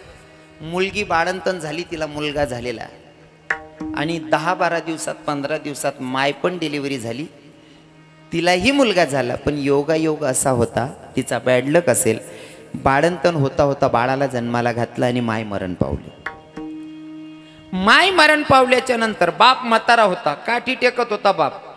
बापानं पोरीकडे बघितलं आणि सांगितलं, दीदी तू पण बाळंतन झालेली आहे, तुझी माय बाळंतन होता होता मुलाला जन्माला घातलं, तुझी माय मरण पावली. पर बेटा एक काम करणं, हा तुझा भाऊ ना, तुझा मुलगा समजून याला दूध पाजणं. माय बहिणीनं त्या भावालाही दूध पाजावं आणि आपल्या लेकरालाही दूध पाजावं. आणि पहिल्या मुली जर डिलेव्हरीसाठी यायच्या तर कमीत कमी 4-4, 5-5 महिने राहायच्या, 2-3 महिने तरी पोरगी राहायची. पहिले भाऊला पण दूध पाजत्या आणि पोराला पण दूध पाजत्या. 2-2.5 महिने झाले, पतिदेव घ्यायला आले. पती घ्यायला आलेल्याच्या नंतर पतीनं सांगितलं, म्हणले आपल्याला उद्या सकाळी निघायचंय. बाईच्या डोळ्यात अश्रू. बाई जोपर्यंत मी होती तोपर्यंत माझ्या भावाला दूध पाजत होती, आता माझा बाप काय करणार आहे. बापाच्याही लक्षात आलं, जावाई बापू माझ्या मुलगीला घेऊन जातील, माझा फक्त 1.5-2 महिन्याचं बाळ आहे, याला मी कसा सांभाळणार आहे, म्हातारा माणूस. तो बाप पोरीच्याकडे आला, डोक्यातली पगडी काढली, पोरीच्या पायावर ठेवली आणि पोरीला सांगितलं, बेटा दीदी, हा म्हातारा बाप तुझ्याकडनं भीक मागतो बेटा, माझ्या म्हातारपणाची काठी आहे, माझा कुल वंशजा. तुझी माहिती आम्हाला सोडून चालली गेली, पण माझ्या पोराला दुधाचं सांभाळ करणारी तू आहे. बेटा मी तुझ्या पाया पडतो, माझ्या लेकराला तू दूध पाजते, तू वाचवले, याला सोबत नेणं. बाई म्हणते, पप्पा बाबा लग्न केलं, तुम्ही कन्या दान केलेली आहे, मी ज्यांना दान केली त्यांचा माझ्यावर अधिकार आहे. मला सांगण्यापेक्षा तुम्ही तुमच्या जावाई बापूंना सांगा, ते जर हो म्हणत असतील तर मी माझ्या भावाला घेऊन जाईल म्हणले. म्हाताऱ्या सासऱ्यानं डोक्यातली पगडी काढली, जावाई बापूच्या पायात ठेवली, दोघं हात जोडले, डोळ्यातून गडागडा अश्रू वाहत होते आणि जावाई बापूला सांगितलं, जावाई बापू बाळंतन होता होता तुमची सासू तुमच्या साल्याला आणि मला सोडून तर चालली गेली, माझ्या बाळाला वागवणारं कोणीच नाही, मी म्हातारा माणूस आहे, मी माणूस लेकराला कसा सांभाळेल. एक काम करा ना, माझी मुलगीच त्याला दूध पाजते, तुमच्या साल्याला तुम्ही सोबत घेऊन जा ना. काही जावाई नालायक असतात, पण तो जावाई कदाचित समजदार होता. त्या जावाई बापूनं सांगितलं, सासरे बुवा मामांजी तुम्ही एवढं भीक मागण्यागत का करता, अहो मी तुमचा जावाई या, तुमचा मुलगा माझा साला आहे, माझा शालक आहे, त्याला वाचवणं माझं काम आहे, तुम्ही काळजी करू नका म्हणले. बाईला सांगितलं, म्हणले पाय तुझ्या भावालाही सोबत नाही आणि आपल्या लेकरालाही सोबत नाही, दोघं लेकरांना सोबत घेतलेला आहे. बसचा प्रवास होता, एसटीचा प्रवास होता, प्रवास झाला खरी, पर आता जिथून पुढे जायचं होतं म्हणजे गावाच्या इकडे उतरले, मध्ये नदी होती बाबा आप्पासाहेब, मध्ये नदी होती आणि नदी ओलांडायची होती, नावेत बसायचं होतं. बाई दोघं लेकरांना धरून बसली, एका मांदीवर भाऊ आहे आणि दुसऱ्या मांदीवर मुलगा आहे, एकदम निवांत बसलेली बाई. नदी आई नाव आई नदीत आलेली आहे आणि अचानक अशी डुलक्या द्यायला लागली, नाव अशी हलायला लागली. नावाड्याच्या लक्षात आलं, नाव डुलक्या देत्या, इथं बसलेले 30 लोक आहे, 30 लोकांना माझा प्रश्न आहे, लवकर उत्तर द्या. नाव जर डुलत्या, इथं कोणीतरी मामा आणि भाचा बसलेला आहे तर नाव डुलते, लवकर सांगा मामा भाचे कोण बसलेले आहेत, कोणाचंच लक्षात येत नव्हतं, बाईच्याही लक्षात येत नाही. 2 मिनिटं अजून विनंती करायला लागला नावाडी, जर तुम्ही बोलले नाही ना तर एक जीवासाठी इथं 25 ते 30 लोक बसलेले, सगळ्यांना मरावं लागेल, लवकर सांगा इथं मामे भाचे कोण आहेत. बाईच्या लक्षात आलं, एका मांदीवर माझा भाऊआ आणि दुसऱ्या मांदीवर माझा मुलगा, म्हणजे हे मामे भाचे आहेत. नावाड्याला सांगितलं, दादा हे 2 लेकरं आहेत ना, हे मामे भाचे आहेत म्हणले. नावाड्यानं सांगितलं, ताई वेळ कमी या, अर्ध्या मिनिटात निर्णय घ्यायचा, मुलगा किंवा तुझ्या भावाला पटकन पाण्यात सोड, नाही तरी तो 25-30 लोक मरणार आहेत, लवकर निर्णय घे काय घ्यायचा तो. बाई ढसाढसा रडत्या, एकीकडे भावाकडे पाहते, विचार करते माझ्या बापाच्या म्हातारपणाची काठिया, आणि एकीकडे स्वती कोणची अशी माया भागण असेल, एवढी निर्दयी कशी काय होऊ शकते स्वतःची माय का पोराला पाण्यात सोडेल. एकीकडे पोटाचा गोडा आणि एकीकडे पाठीचा भाऊआ, दोघांना बघून ढसाढसा रडते. प्रश्नचिन्ह काय करू सुचत नाही. नावाड्यानं सांगितलं, ताई फटक्यात निर्णय घे, नाहीतर 30 लोक मरतील, लवकर निर्णय घे, कोणत्या तरी एक बाळाला पाण्यात सोड म्हणले. बाईनं विचार केला आणि विचार करून निर्णय घेतला, कदाचित मी तरुण आहे, माझा नवरा तरुण आहे, आम्हाला दुसरा मुलगा होईल, पण माझ्या बापाच्या म्हातारपणाची काठी माझ्या भावाला वाचवते. स्वतीचा पोटचा गोडा पाण्यात सोडला आणि भावाला वाचवलं, एवढं निस्वार्थ प्रेम करणारी व्यक्ती बहीण असते. त्या बहिणीनं भावाला वाचवलं. घरी गेल्याच्या नंतर सासूबाईने विचारलं, माझा नातू कुठे? हा भाऊ होता, पण यालाच सांगितलं, हा तुमचा नातू घ्या म्हणले. आता सासूबाई नातवंडाला त्या नातूला खेळवत होती. 6 महिने झाले. कधी कधी काय असतं माहिती का, कर्म घेती झोले तेथे कोणाचे ना चाले. 6 महिने झाले. 6 महिन्याचा भाऊ मुलगा म्हणून वागवत होती आणि भाऊ 6 महिन्याचा झाला आणि तिचा नवरा मरण पावला. अपेक्षा होती पतिया मला दुसरा मुलगा होईल, पण पतीच मरण पावला. आता काय करायचं. कधी कधी काय होतं माहिती आहे का, हो, ज्या बाईचा पती गेला तिला विचारावं ते दुःख काय असतं. कारण काय ना, ज्याचं जडतं हे त्यालाच कळतं. हो, काय करू प्रश्नचिन्ह आहे. पण बाईने ठाम निर्णय घेतला, आहे ना माझा भाऊ, यालाच मुलगा बनवून वागवते. आता मुलाला वागवायचं भावाला मुलगा बनवून, म्हणून महाराज त्याला काहीतरी बनवायचंय. परिस्थिती हालाकीच्या, कुटियामध्ये राहत्या आणि भावाचं शिक्षण करत्या. एवढं शिकवलं भावाला की तो परराष्ट्राला परदेशाला गेला आणि तिकडे साहेब झालेला. बहीण कुटियामध्ये राहत होती. आणि नेमकंच हा दृष्टांत ज्या महाराजांनी सांगितलाय त्या महाराजांचा सत्य घडलेली कहाणी आहे. हे सगळे महाराज लोक सप्त्याला तिथं गेलेले. ज्या महाराजांचं कीर्तन होतं ती आजी पण कीर्तनाला आलेली आणि त्या आजीनं महाराजांना सांगितलं, महाराज आमच्याकडे या म्हणले चहाला. महाराज सकाळी गेले चहा घ्यायला. हो, कुटिया होती. हो, कापसाच्या काड्यांची जी बनवतो ना आपण तुरीच्या काडीची, तशी कुटिया होती. त्या कुटियामध्ये महाराजांना आसन टाकलं बसायला. सगळे महाराज मंडळी बसलेले होते आणि सहजच महाराजांनी त्या आजीला प्रश्न केला, आजी तुम्हाला मुलं बाळ किती आहेत? तोपर्यंत त्या आजीच्या डोळ्यातून अश्रू रडायला लागली, ढसाढसा रडायला लागली. महाराजांनी विचारलं, माय रडण्याचं काय कारण आहे? दादा माझी जीवनकथा जरा वेगळी आहे. सांगायला सुरुवात केली, पूर्ण वृत्तांत सांगितला. मी माझ्या पोटच्या पोराला पाण्यात सोडलेले माझ्या भावाला वाचवण्यासाठी. मग आजी भाऊ तुम्हाला सांभाळतोय का? इथंच आहे का? म्हणले नाही, तो परदेशाला. मग तो तुम्हाला महिन्याला फोन करत असेल, तुम्हाला किराणाला पैसे देत असेल? म्हणले नाही हो महाराज, तसं काहीच नाही आहे. मग माझा दादा काय, मला वर्ष झाली असतील पण मला त्याचा फोन सुद्धा आलेला नाही आहे. ताई ज्या भावासाठी तुम्ही पोटचा गोडा पाण्यात सोडला त्या भावाला तुमची दया नाही? अहो पैसे अडके जाऊ द्या, पण तुम्हाला महिन्याला सुद्धा फोन करत नाही, महिन्याला जाऊ द्या वर्षालाही फोन करत नाही. मग आजी तुम्हाला पश्चाताप होत असेल नक्की. ज्या भावासाठी पोटचा गोडा सोडला त्या भावाला माझी दया नाही, म्हणून तुम्हाला तर त्याच्यावर राग येत असेल नाही का? त्या आजीच्या डोळ्यात अश्रू होते आणि त्या आजीच्या मुखातलं वाक्य होतं, दादा त्याला पोटच्या पोरागत जपलेलं आहे माझा भाऊ जरी असेल, तो मला नाही फोन केला तरी चालेल, पण जिथं पण आहे तिथं सुखात असेल ना, ही भगवंताकडे माझी मागणी असेल. तिला बहीण म्हणतात. आणि बहिणींचा भाव तोच असतो नाही का. थोडक्यात सांगायचं म्हणल्यावर हे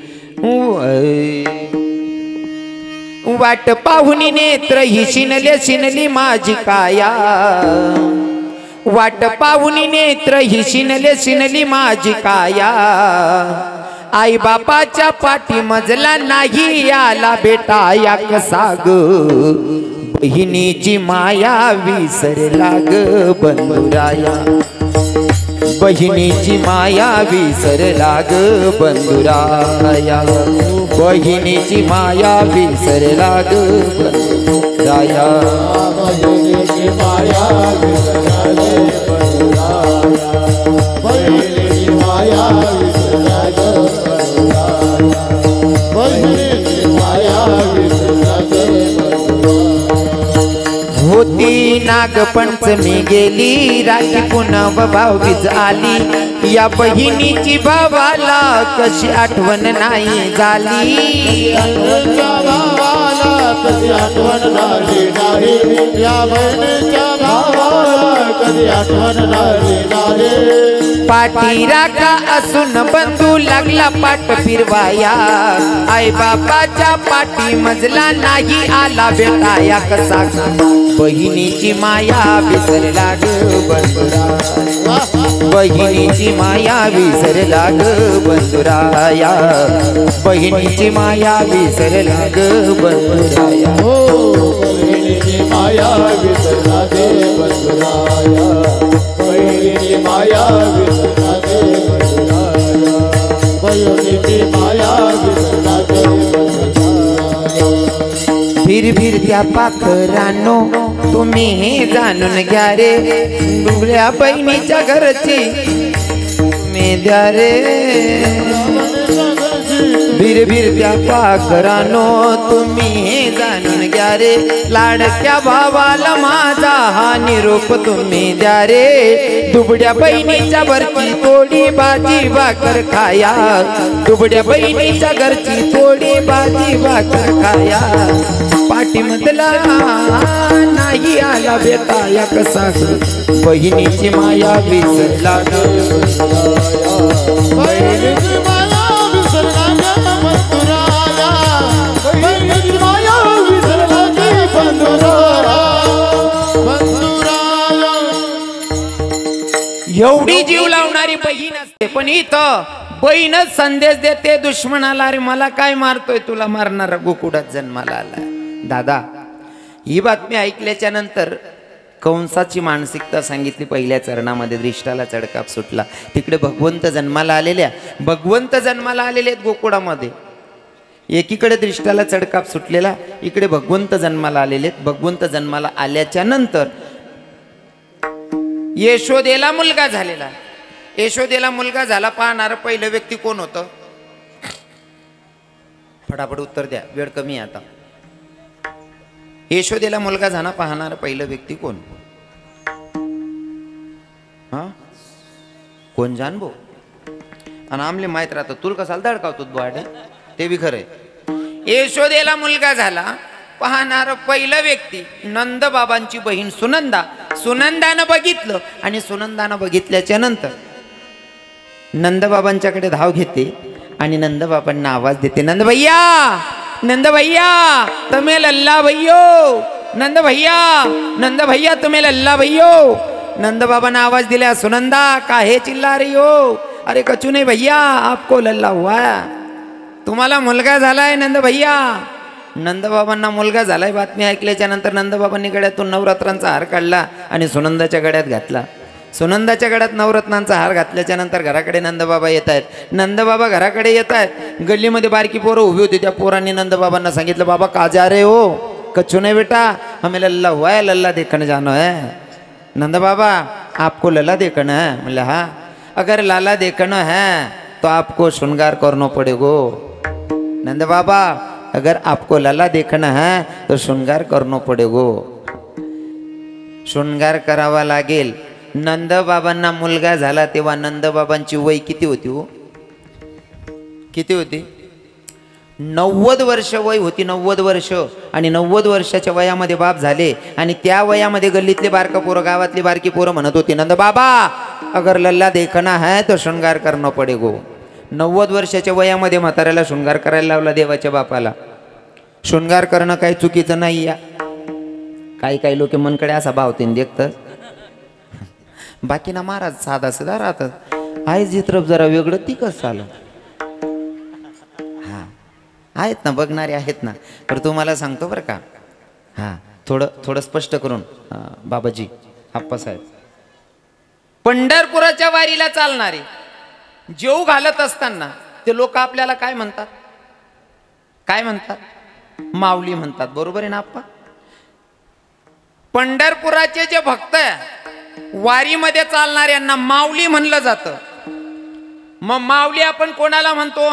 माऊली शब्द स्त्रीलिंगी आहे. मान्य आहे ना सर्वांना? शब्द स्त्रीलिंगी आहे. हा फक्त स्त्रीसाठी वापरला जाणारा शब्द आहे माऊली. मग तुम्ही पुरुष असल्यावर तुम्ही पुरुषांना माऊली म्हणतात आणि तो शब्द शोभत असेल तर फक्त माझ्या माऊली ज्ञानोबारायांना, कारण ती खरंच माय होती. माऊली ज्ञानोबारायांचा अधिकार वेगळा आहे, पण माझ्यासारख्या साधारण लोकांना सुद्धा तुम्ही माऊली म्हणतात. वारी चालणाऱ्यांना मी असं म्हणत नाही ते चुकीचे आहेत, त्यांचा पण अधिकार आहे की ते भगवंतासाठी चालतायत, पण त्यांना तुम्ही माऊली म्हणतात. माणसासारखी माणसं त्यांना माऊली म्हणतात.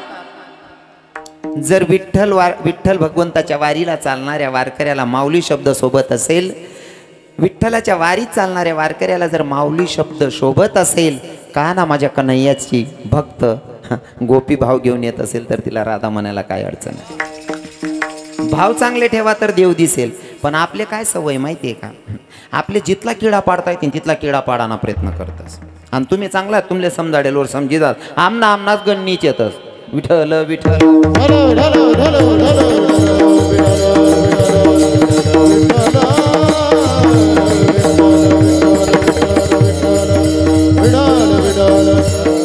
जरी एखादा म्हणत असेल रवी किरण महाराज तुम्ही गोपी भाव सांगतात, मग तुमच्यामध्ये गोपी येऊ शकते का? माझ्यामध्ये जर तुम्हाला गोपी दिसत नसेल तर तुमच्यामध्ये माऊली कुठं दिसते? विठ्ठल विठ्ठल. शृंगार का करावा?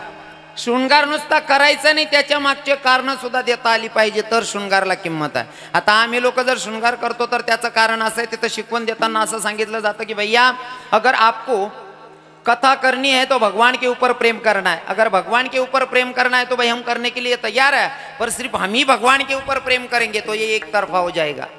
आम्ही जर देवावर प्रेम केलं तर एक तरफा होईल. देवाने सुद्धा आमच्यावर प्रेम करावं.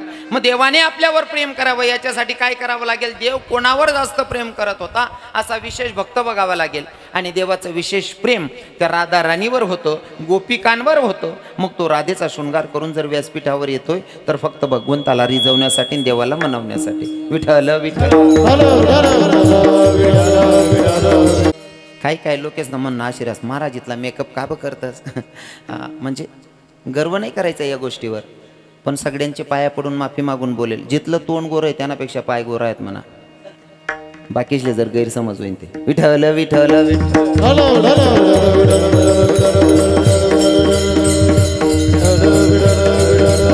शृंगार का करावा? नंदबाबांनी शृंगार केला आणि भगवंताला सुद्धा यशोदा मैयानं शृंगार दिला. शृंगार का करावा याचंही कारण आहे. आता माझ्या बसलेल्या माझ्या माया बहिणी, तुम्ही शृंगार करतात, आता विनोद करणार नाही, पण तुम्ही जो शृंगार करतात माझ्या बहिणींनो, त्या शृंगाराच्या मागचे कारण सांगतो म्हणजे तुमच्या लक्षात येईल. तुम्ही कुंकू लावतात, कुंकू आता टिकल्या लावतात, मी तुम्हाला विरोध करणार नाही. तरुण बहिणींना जरूर टिकल्या लावा, पण टिकलीच्या खाली थोडा तरी कुंकवाचा बोट ठेवत जा बहिणी. होऊन तुमच्या पाया पडून सांगतो, थोडा का अशा ना कुंकवाचा बोट ठेवत जा. आता टिकलीचा आकार जरी काही टिकल्या अशा लंब्या लचक बी राहतेच ताई. हा बरोबर आहे ना? हो. आणि टिकली अशी उपाधी तर टिकल्या आंघोळ करता करता बाया भिंतीतले चिटकाय देतेस, म्हणजे स्वतःहून भीतले सवत करली तिच्या बहिणी. हा आता पुढे नाही सांगत काही. कुंकू लावत जा, कुंकू.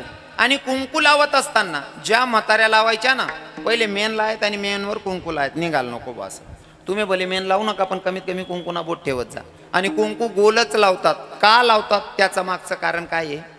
कुंकू गोल का लावला जातो त्याच्या मागचं कारण असं आहे, तुम्ही जो कुंकू लावतात तुमच्या पती देवाचं, ते ज्या बाईचा ज्या बाईचा पती हयात आहे ती बाई कुंकू लावते. बरोबर आहे ना? बरोबर आहे ना? म्हणजे ते आईवानं विवाहित बाईनं ते लेणं आहे. मग कुंकू गोल का लावावंस माहिती आहे का?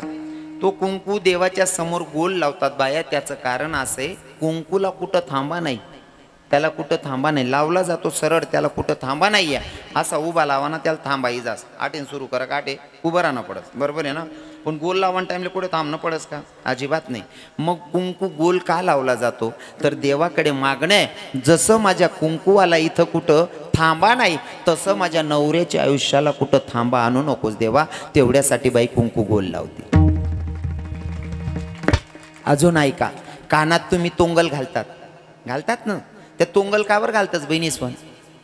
त्या तोंगल कावर घालतस? शृंगार आहे तो, तुम्ही परिधान करतात, पण त्याच्या मागचं कारण नाही माहिती. लक्षपूर्वक ऐका. तोंगल का घातले जातात? तोंगल एवढ्यासाठी घातले जातात, बाई आता लग्न होईल ना, तर डाव्या कानातला तोंगल सांगतो, ताई तुझं लग्न होतंय.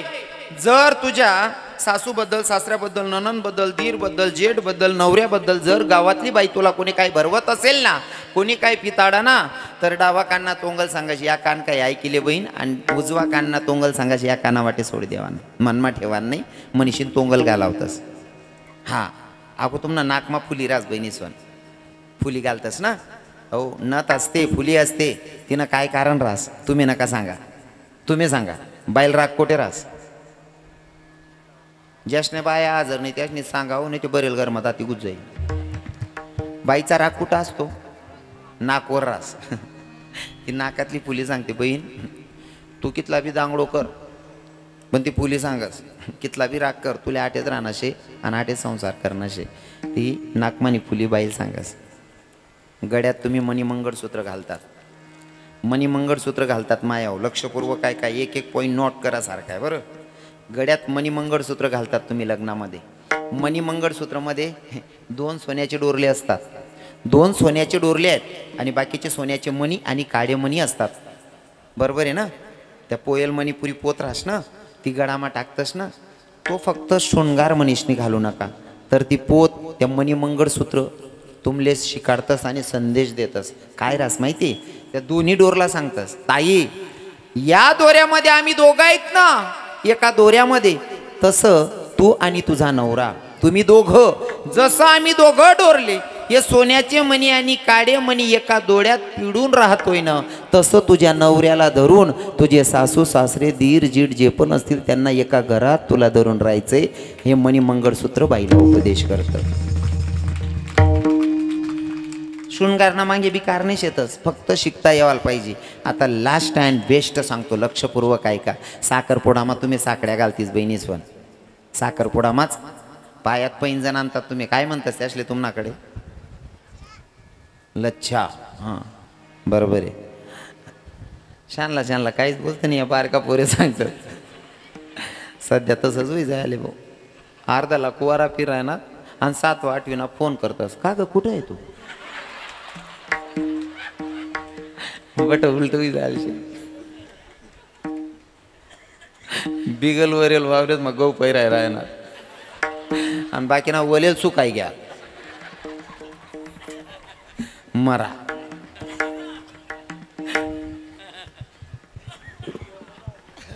पायामध्ये पैंजण, पायात पैंजण घालतात. शेवटचा शृंगार सांगतो, पायात पैंजण घालतात, आणि खास करून पोरीचं लग्न जमल्याच्या नंतर साखरपुड्यामध्ये आणले जातात. पैंजण घालायचा ना, त्या पैंजणमध्ये घुंगरू असतात. ताई घुंगरू असतात ना पैंजणमध्ये. मग ऐका, साखरपुडा झालेला आहे, पायात पैंजणा, पायातलं पैंजण, बाई जेव्हा पाय टाकते ना, डावा पायातला तो चाड मधला घुंगरू आवाज करतो, आणि तो घुंगरू बाईला सांगतो, ताई तुझं लग्न जमलेला, जर तुझ्या डाव्या पाय घासरला, तो डाव्या पायातला चाड मधला घुंगरू सांगतो, ताई जर तुझा डावा पाय घासरला तर तुझ्या बापाची आबरू जाईल, आणि उजव्या पायातला चाडमधला घुंगरू सांगतो, जर तुझा उजवा पाय घासरला तर तुझ्या सासऱ्याची आबरू जाईल. हे चाड बाईला उपदेश करतात. हा शृंगार आहे माया. या शृंगाराचं नियमाचं पालन केलं, समजावं सक्सेस आहे. विठ्ठल विठ्ठल.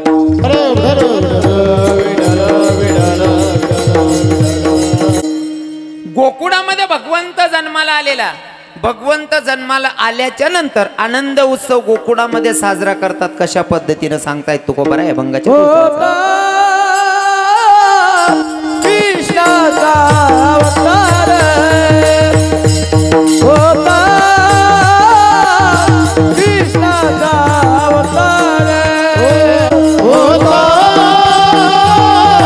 कृष्णाचा अवतार होता कृष्णाचा अवतार होता कृष्णाचा अवतार वा साधकांचा तुकोबरायांना प्रश्न आहे गोकुळामध्ये भगवंत जन्माला आल्याच्या नंतर आनंद उत्सव साजरा केला गेला होता कृष्णाचा अवतार आनंद करती घरोघर पण आनंद साजरा करायची पद्धत काय असते आनंद साजरा करायचा त्याच्यानंतर गोकुळामध्ये आनंद उत्सव साजरा केला गेला आता काही लोकही मुलगा झाल्याच्या नंतर आनंद उत्सव साजरा करतात नको तसले कार्यक्रम ठेवतात मी अजिबात नाव घेऊन बोलणार नाही कारण नाव घेणं योग्य नाही इथून फक्त समाजाला काय चांगलं सांगता येईल ते सांगायचंय कोणाच्या पोटावर लात मारणं हा इथं सांगण्याचं काम नाही आहे आणि कोणाचं वाईट व्हावं अजिबात रविकिरण महाराजांचा तो अधिकारही नाही का ते बोलतील म्हणून नाही का हो पण कोणता कार्यक्रम कधी करावा एवढं लक्षात ठेवणं गरजेचं आहे आपण हिंदू धर्मात जन्माला आलोय भगवंत जन्माला आल्याच्या नंतर आनंद उत्सव साजरा केला आनंद उत्सव कसा साजरा केला तेही तुकोबराय सांगतात अभंगाच्या 3ऱ्या चरणात सदा नाम वाचे गाती सदा नाम वाचे गाती ओ सदा नाम वाचे गाती सदा नाम वाचे गाती सदा नाम वाचे गाते सदा नाम वाचे गाते सदा नाम वाचे गाते वाचे गाते सदा नाम वाचे गाते ओ सदा नाम वाचे गाती सदा नाम वाचे गाती ओ सदा नाम वाचे गाती सदा नाम वाचे गाती सदा नाम वाचे गाती सदा नाम वाचे गाती ओ सदा नाम वाचे गाते सदा नाम वाचे गाती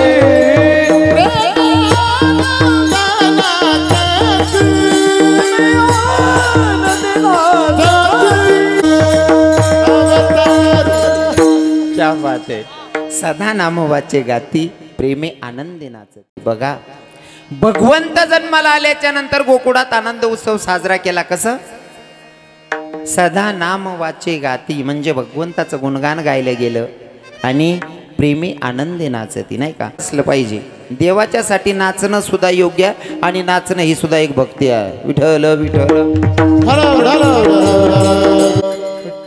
आणि जर तुम्ही अंतकरणापासून भगवंताचं नामचिंतन केलं भगवंताच्यासाठी नाचलात आणि तुम्हाला सांगतो बरं का जो देवासाठी नाचतो त्याला संसारात नाचायची गरज पडत नाही अजून सांगतो लक्षपूर्वक ऐका जेव्हा नंदबाबा येत होते नंदबाबांना सांगितलं बाबा आपको शृंगार करणं पडे गो नंदबाबांनी शृंगार केला जात होते तोपर्यंत पोरांनी सांगितलं नंदबाबा अगर लाला देखना है तो नचनो पडे गो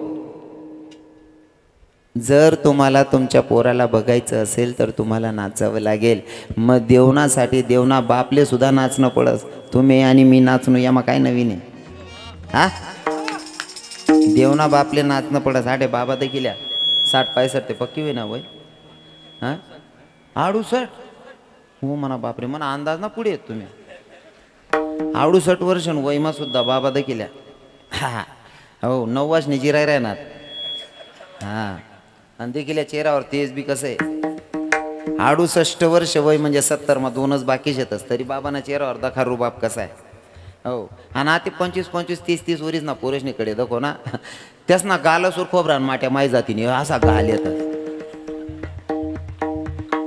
हा खरंय का नाही बाबा हा 68 वर्ष वय पण बाबा नुसता तनातून कुदी राहणार आमले सुद्धा लाजाड राहणार ते हा पण ते असं ना बरं हां बरोबर आहे पहिले म्हणा कीर्तन मग होतात बाबा पण तुमले सांगत बरं का, याच्या पहिला म्हातारा आहेत ना 50नी पुढला ज्या बी काका होते ना त्याच्यानी जुनं खायले असं चेहरावर तेज राहस ना त्यास ना महाराज दर जमाना 5-5 क्विंटलना दगड असा उचलीन फेक देतो पहिला म्हातारा. आते ना पोरे आते बरं आहे का ट्रॅक्टर वय घ्या वावरे तयार करायला, नाही ते वकरवर ना बरण सुद्धा उचलावं नाही आते ना पोरेच द्या. का वाले चांगलं नाही हो. यासले विचाराच्या 50नी पुढला काका आहेत त्यासले विचारा, यासल्या माया आहेत ना. जर बाजी सरी जाय ना आप्पा बाजी सरी जाय पहिल्या बाया काय करेत असं काही माही नाही का वाढेत.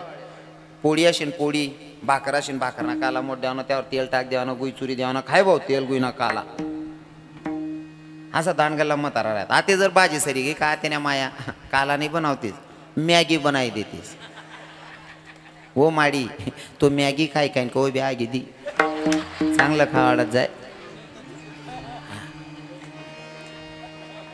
खावालेच चांगलं नाही ना, खावालेच चांगलं नाही.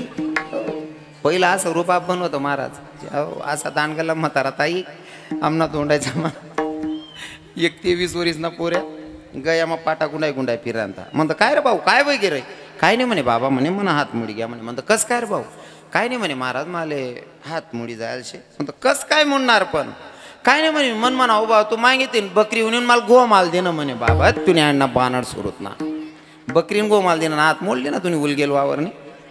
त्याला म्हणतं काय रे काय कास काय नाही म्हणे संध्याकाळ रोज खिचडी राहत म्हणे आमना घर. म्हणतं बरोबर आहे रे भाऊ आई खिचडीनं मटेरियल रे आप्पा. आणि का बहिणी सोन ज्या गावाला कीर्तनले जास ना त्या गाव माई कमीत कमी 25-30 लोकेच ना फोन राहस. बाबा आमना गाव माई इरा ना तेवढं ते खिचडीनं सांग दी जातो. का बरं सांगतं या यशनी हिंमत नाही बस तुमले सांगानी मना थ्रो तुमले निरोप देतच या खिचडी बंद कर द्या बा असं. कारण बाईशने असा दामा धरेले ना संध्याकाळी वय ना का देखील 7-7:30 वागे आता ते रांधाना टाईम आवराय घ्या बा आपला काय आवराव आणि मग बाईशने सोपी चाले मायो डोकसा बी दुखी राह ना गुडघा बी ठणकी राह ना जीव बी मजा ना करा ना काव माय खिचडी टाक देऊ माय. आणायतून खिचडीन परसादे चांगला पोरेला दल ताकदच राहिली नाही पोरेस मग.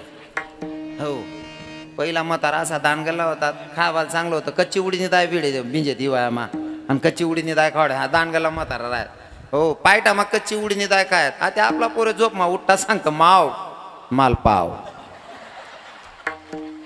माव माल पाव. ओ भाऊ तू पाव काय काय हात पाव वय घ्या रे भाऊ भाजी भाकर ना काला का रे काका. आणि या पाव खाणारा पोरेस ना हात पाय इथला डेबऱ्या येवल्या हात लावा बी जीवत नाही मजा ना दिखतच. यासल्या ना बहिणीसून चांगलं खावलं जाय पाव बिव आहे मॅगी काय बंदच कर द्या तुम्ही. विठल विठल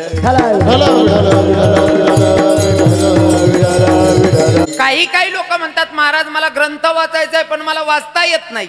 अरे आमच्या वारकरी संप्रदायाची खासियत आहे महाराज जर तुम्हाला वाचता येत नसेल जेव्हा ज्ञानेश्वरी पारायणाला आमचे महाराज लोक बसतात तुम्हाला वाचता येत नसेल नुसता बोट फिरवला काही पारायण नंतर तुम्ही वाचायला शिकतात. विठल विठल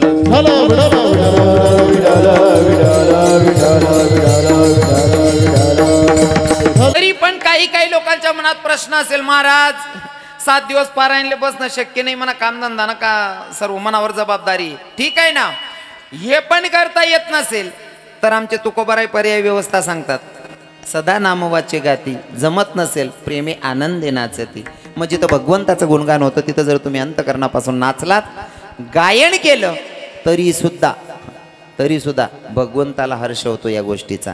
मग साधकांचा प्रश्न आहे तुकोबाराय तुम्ही सांगता त्या नियमाचं पालन आम्ही करतो आम्ही अंतकरणापासून देवाचं भजन गाऊ आम्ही देवाच्यासाठी भजनावर नाचू गायन करू आम्ही नाचू पर याचा बेनिफिट काय असणार आहे त्याचा बेनिफिट काय असणार आहे माझे तुकोबाराय सांगतात लास्ट मध्ये तू का मान हरती दोषा तू का मान हरती दोषा तू का मान हरती दोष तुका म्हणे हरती दोष आपले दोष नाहीसे होतात पण कधी तुका म्हणे हरती दोष पण जे आनंदाने करती घोष. मग आनंदाने जर भगवंताचा जय घोष केला तर आपलं दोष नाहीसे होतात. ते दोष नाहीसे करायचे असतील त्यांनी काय करायचं आहे? आता सगळ्यांनी हातानं टाळी मुखाने नामचिंतन, सगळ्यांनी टाळी वाजून भजन गायचं आहे. शेवटला 15 मिनिटात अजिबात व्यर्थ वाया घालवू नका. हो, सर्वांनी हातानं टाळी मुखाने नामचिंतन. खरं तर आजचं कीर्तनाचे आयोजक आपले शेटन, ते स्वागत हॉटेलचे मालक, हां शेटन, त्यांनी इतकं भारी नियोजन केलेलं आहे. सेट, आजचं नियोजन बघून असं वाटतंय सिंगल कीर्तन नाही, इथं असं वाटतंय की 7 दिवस भागवत कथा झाली आणि 8व्या दिवसाचं काल्याचं कीर्तन मी करतोय. एवढं जोरात सगळं वातावरण तुम्ही तयार केलेलं आहे. म्हणजे सिंगल कार्यक्रमाला इतकं समाज किंवा असं वातावरण सहज तयार होत नाही. पण शेटन त्यांनी वाजवणारे महाराज, गायनाचार्य महाराज, आमचे आप्पा असतील, आमचे वासुबाबा असतील, आमचे विवेक बाबा असतील, आपले गावातील आमचे महाराज जे असतील, हे इतके सहज भेटणारे लोक नाही आहेत. आणि ते पण अष्टमीच्या दिवशी. अष्टमी तुमले सुरुवातलेच सांगा ना. हो, जसा पैर्णिमा बट्या बैल बिगर राहत नाही, तसा अष्टमीन दिवस साधा टाळकरी सुद्धा भेटत नाही. आणि ते अष्टमीना दिवस एवढं नियोजन करणं इथलं सोपं नाही शे. इथलं भारी नियोजन करीश नाही. तुमले बी सेवा ना आमनी बी सेवा होई गे भगवंतनी. याले सर्व श्रेय जास्त शेटनी ते असले. हो, खूप चांगलं नियोजन केलं सेट. सिंगल कार्यक्रमाचं नियोजन पण वजनात केलेलं आहे. आणि मला पक्की गॅरंटी 1.25 ते 1.5 मापडी घेऊ असल्या 1.5 पुढे बजेट बटणं व्हायचं. हां, उद्या अजून पंगत आहे. वा वा. आणि त्यासने आखो एक खास येते असा महाराज मुराज कवी बी जाईन तडे काय बी असे थोडंफार सहज वस्तडे ती सुविधा. आणि कदाचित सेट तुम्हाला सांगतो बरं का, माझा राधार आणि वरचा माझ्या कन्हैयावरचा विश्वास असा आहे, तुम्ही इथला मनमोके आहेत ना, त्यामुळे तुमले भगवान देवाला आय गॅस करत नाही. कारण जुना लोकच नाही, एक तत्व होतं त्यासले ग्रंथ वाचता येत नाही, पण त्याच नाही एक मन नव्हतं, वर नाकी सामा पैसा 10 रुपया तरी ठेवू म्हणे. का बरं? कारण लक्ष्मीला दखीन लक्ष्मी येस म्हणे. जुना लोक सांगतात, बरोबर आहे ना. पण तुमनी जी खासियत आहे ना, तुम्ही 1000 खर्च करतास पण तुमले भगवान 10,000 देस आहे, तेवढंच सत्य शे ना. जास्त देस पण कमी नाही. हो, असं आहे ते. म्हणून भगवंताचं अजिबात घाबरणार नाही. 15 मिनटं जागा सोडणी नाही तुमले. जर देवना खरं बघतो वशात ते काय फरक पडणार ना. मी बी माईकलीन तुम्हाला माहिती, असं टेन्शन लिहू नका. हां, वल्लवाल मी घाबराव नाही, कारण मला भगवंताले पटाण नाही. आज ना दिवस म्हणजे भगवंतावर प्रेम, विशेष प्रेम करायचं आहे आज, नाही का. आता सगळ्यांनी हातानं टाळी मुखाने नामचिंतन करायचं आहे. अजिबात घाबरायचं नाही, लाजायचं नाही. सगळ्यांनी टाळी वाजून भजन गायचं आहे. आप्पासाहेब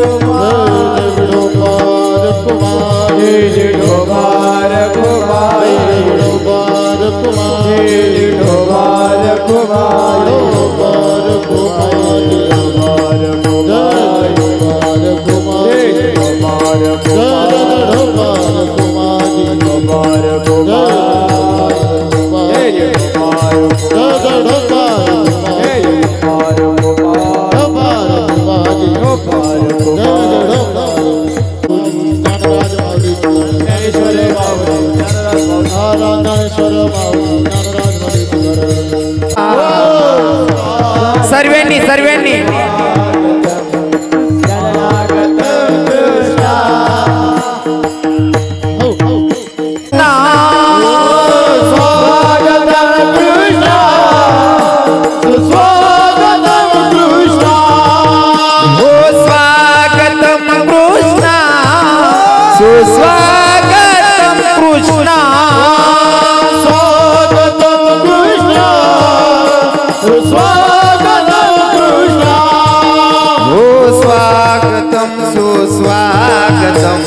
शरणागतम कृष्णा स्वागतम सुस्वागतम शरणागतम कृष्णा हो स्वागतम सुस्वागतम शरणागतम कृष्णा स्वागतम सुस्वागतम शरणागतम कृष्णा स्वागतम कृष्णा सुस्वागतम सुस्वागतम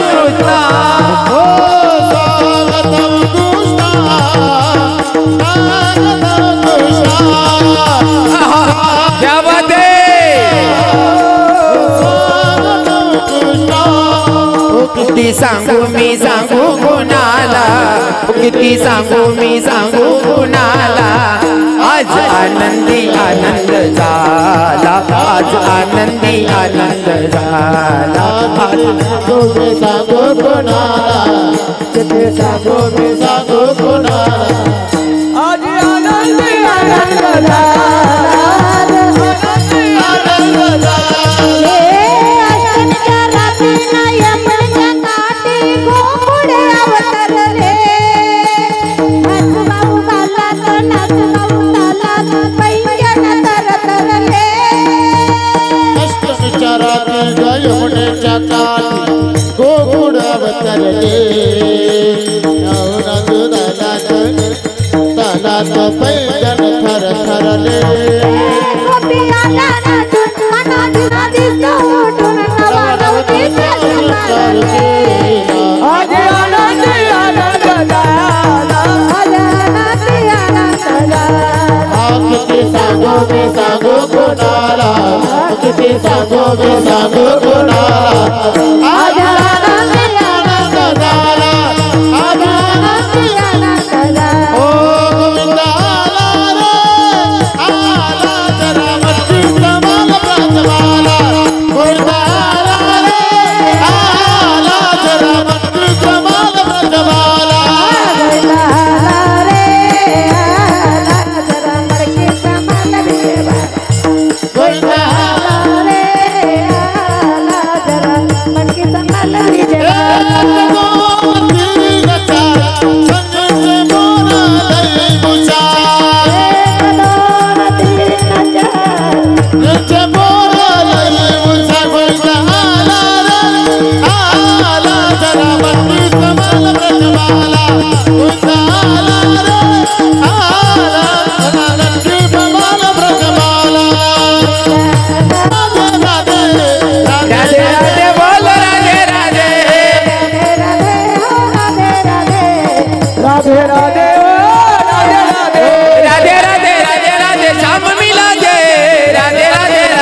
घनश्याम मिला दे,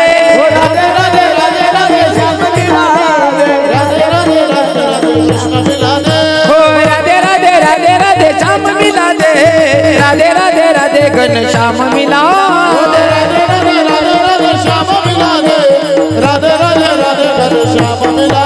ओ राधे राधे बोलो राधे राधे राधे राधे राधे बोलो राधे राधे हम भी बोले राधे बोल राधे राधे, हम बोल राधे राधे. हम सब मिलकर बोले राधे राधे राधे राधे राधे राधे राधे राधे बोल राधे राधे बोल राधे राधे ओ राधे राधे राधे राधे राधे राधे ओ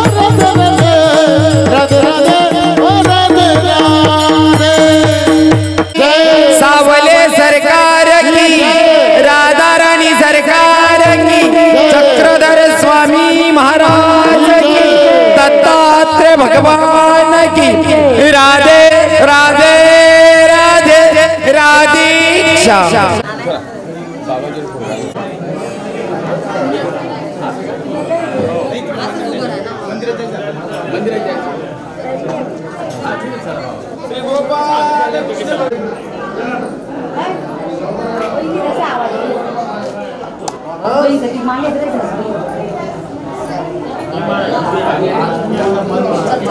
चला ना दीपाली पहिले मला हाव माय चला चला एक मिनिट वैशू काय तुमची फॅमिली येऊन जाणार आता.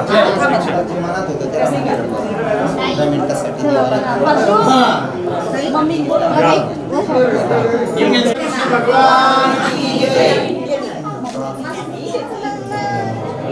एक मिनिट तसंच थांबा बरं का, तुम्हाला फोटो बाकी आहे, हे तुमचं झालं. हो हो हो एकच मिनिट. बस बस हो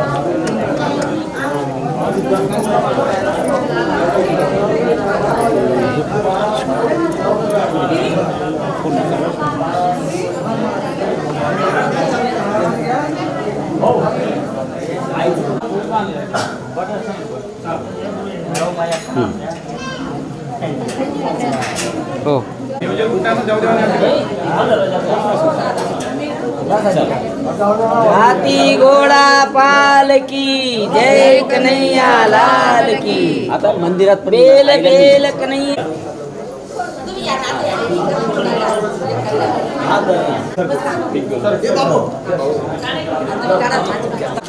चल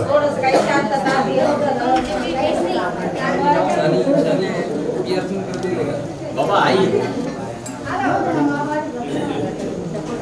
आई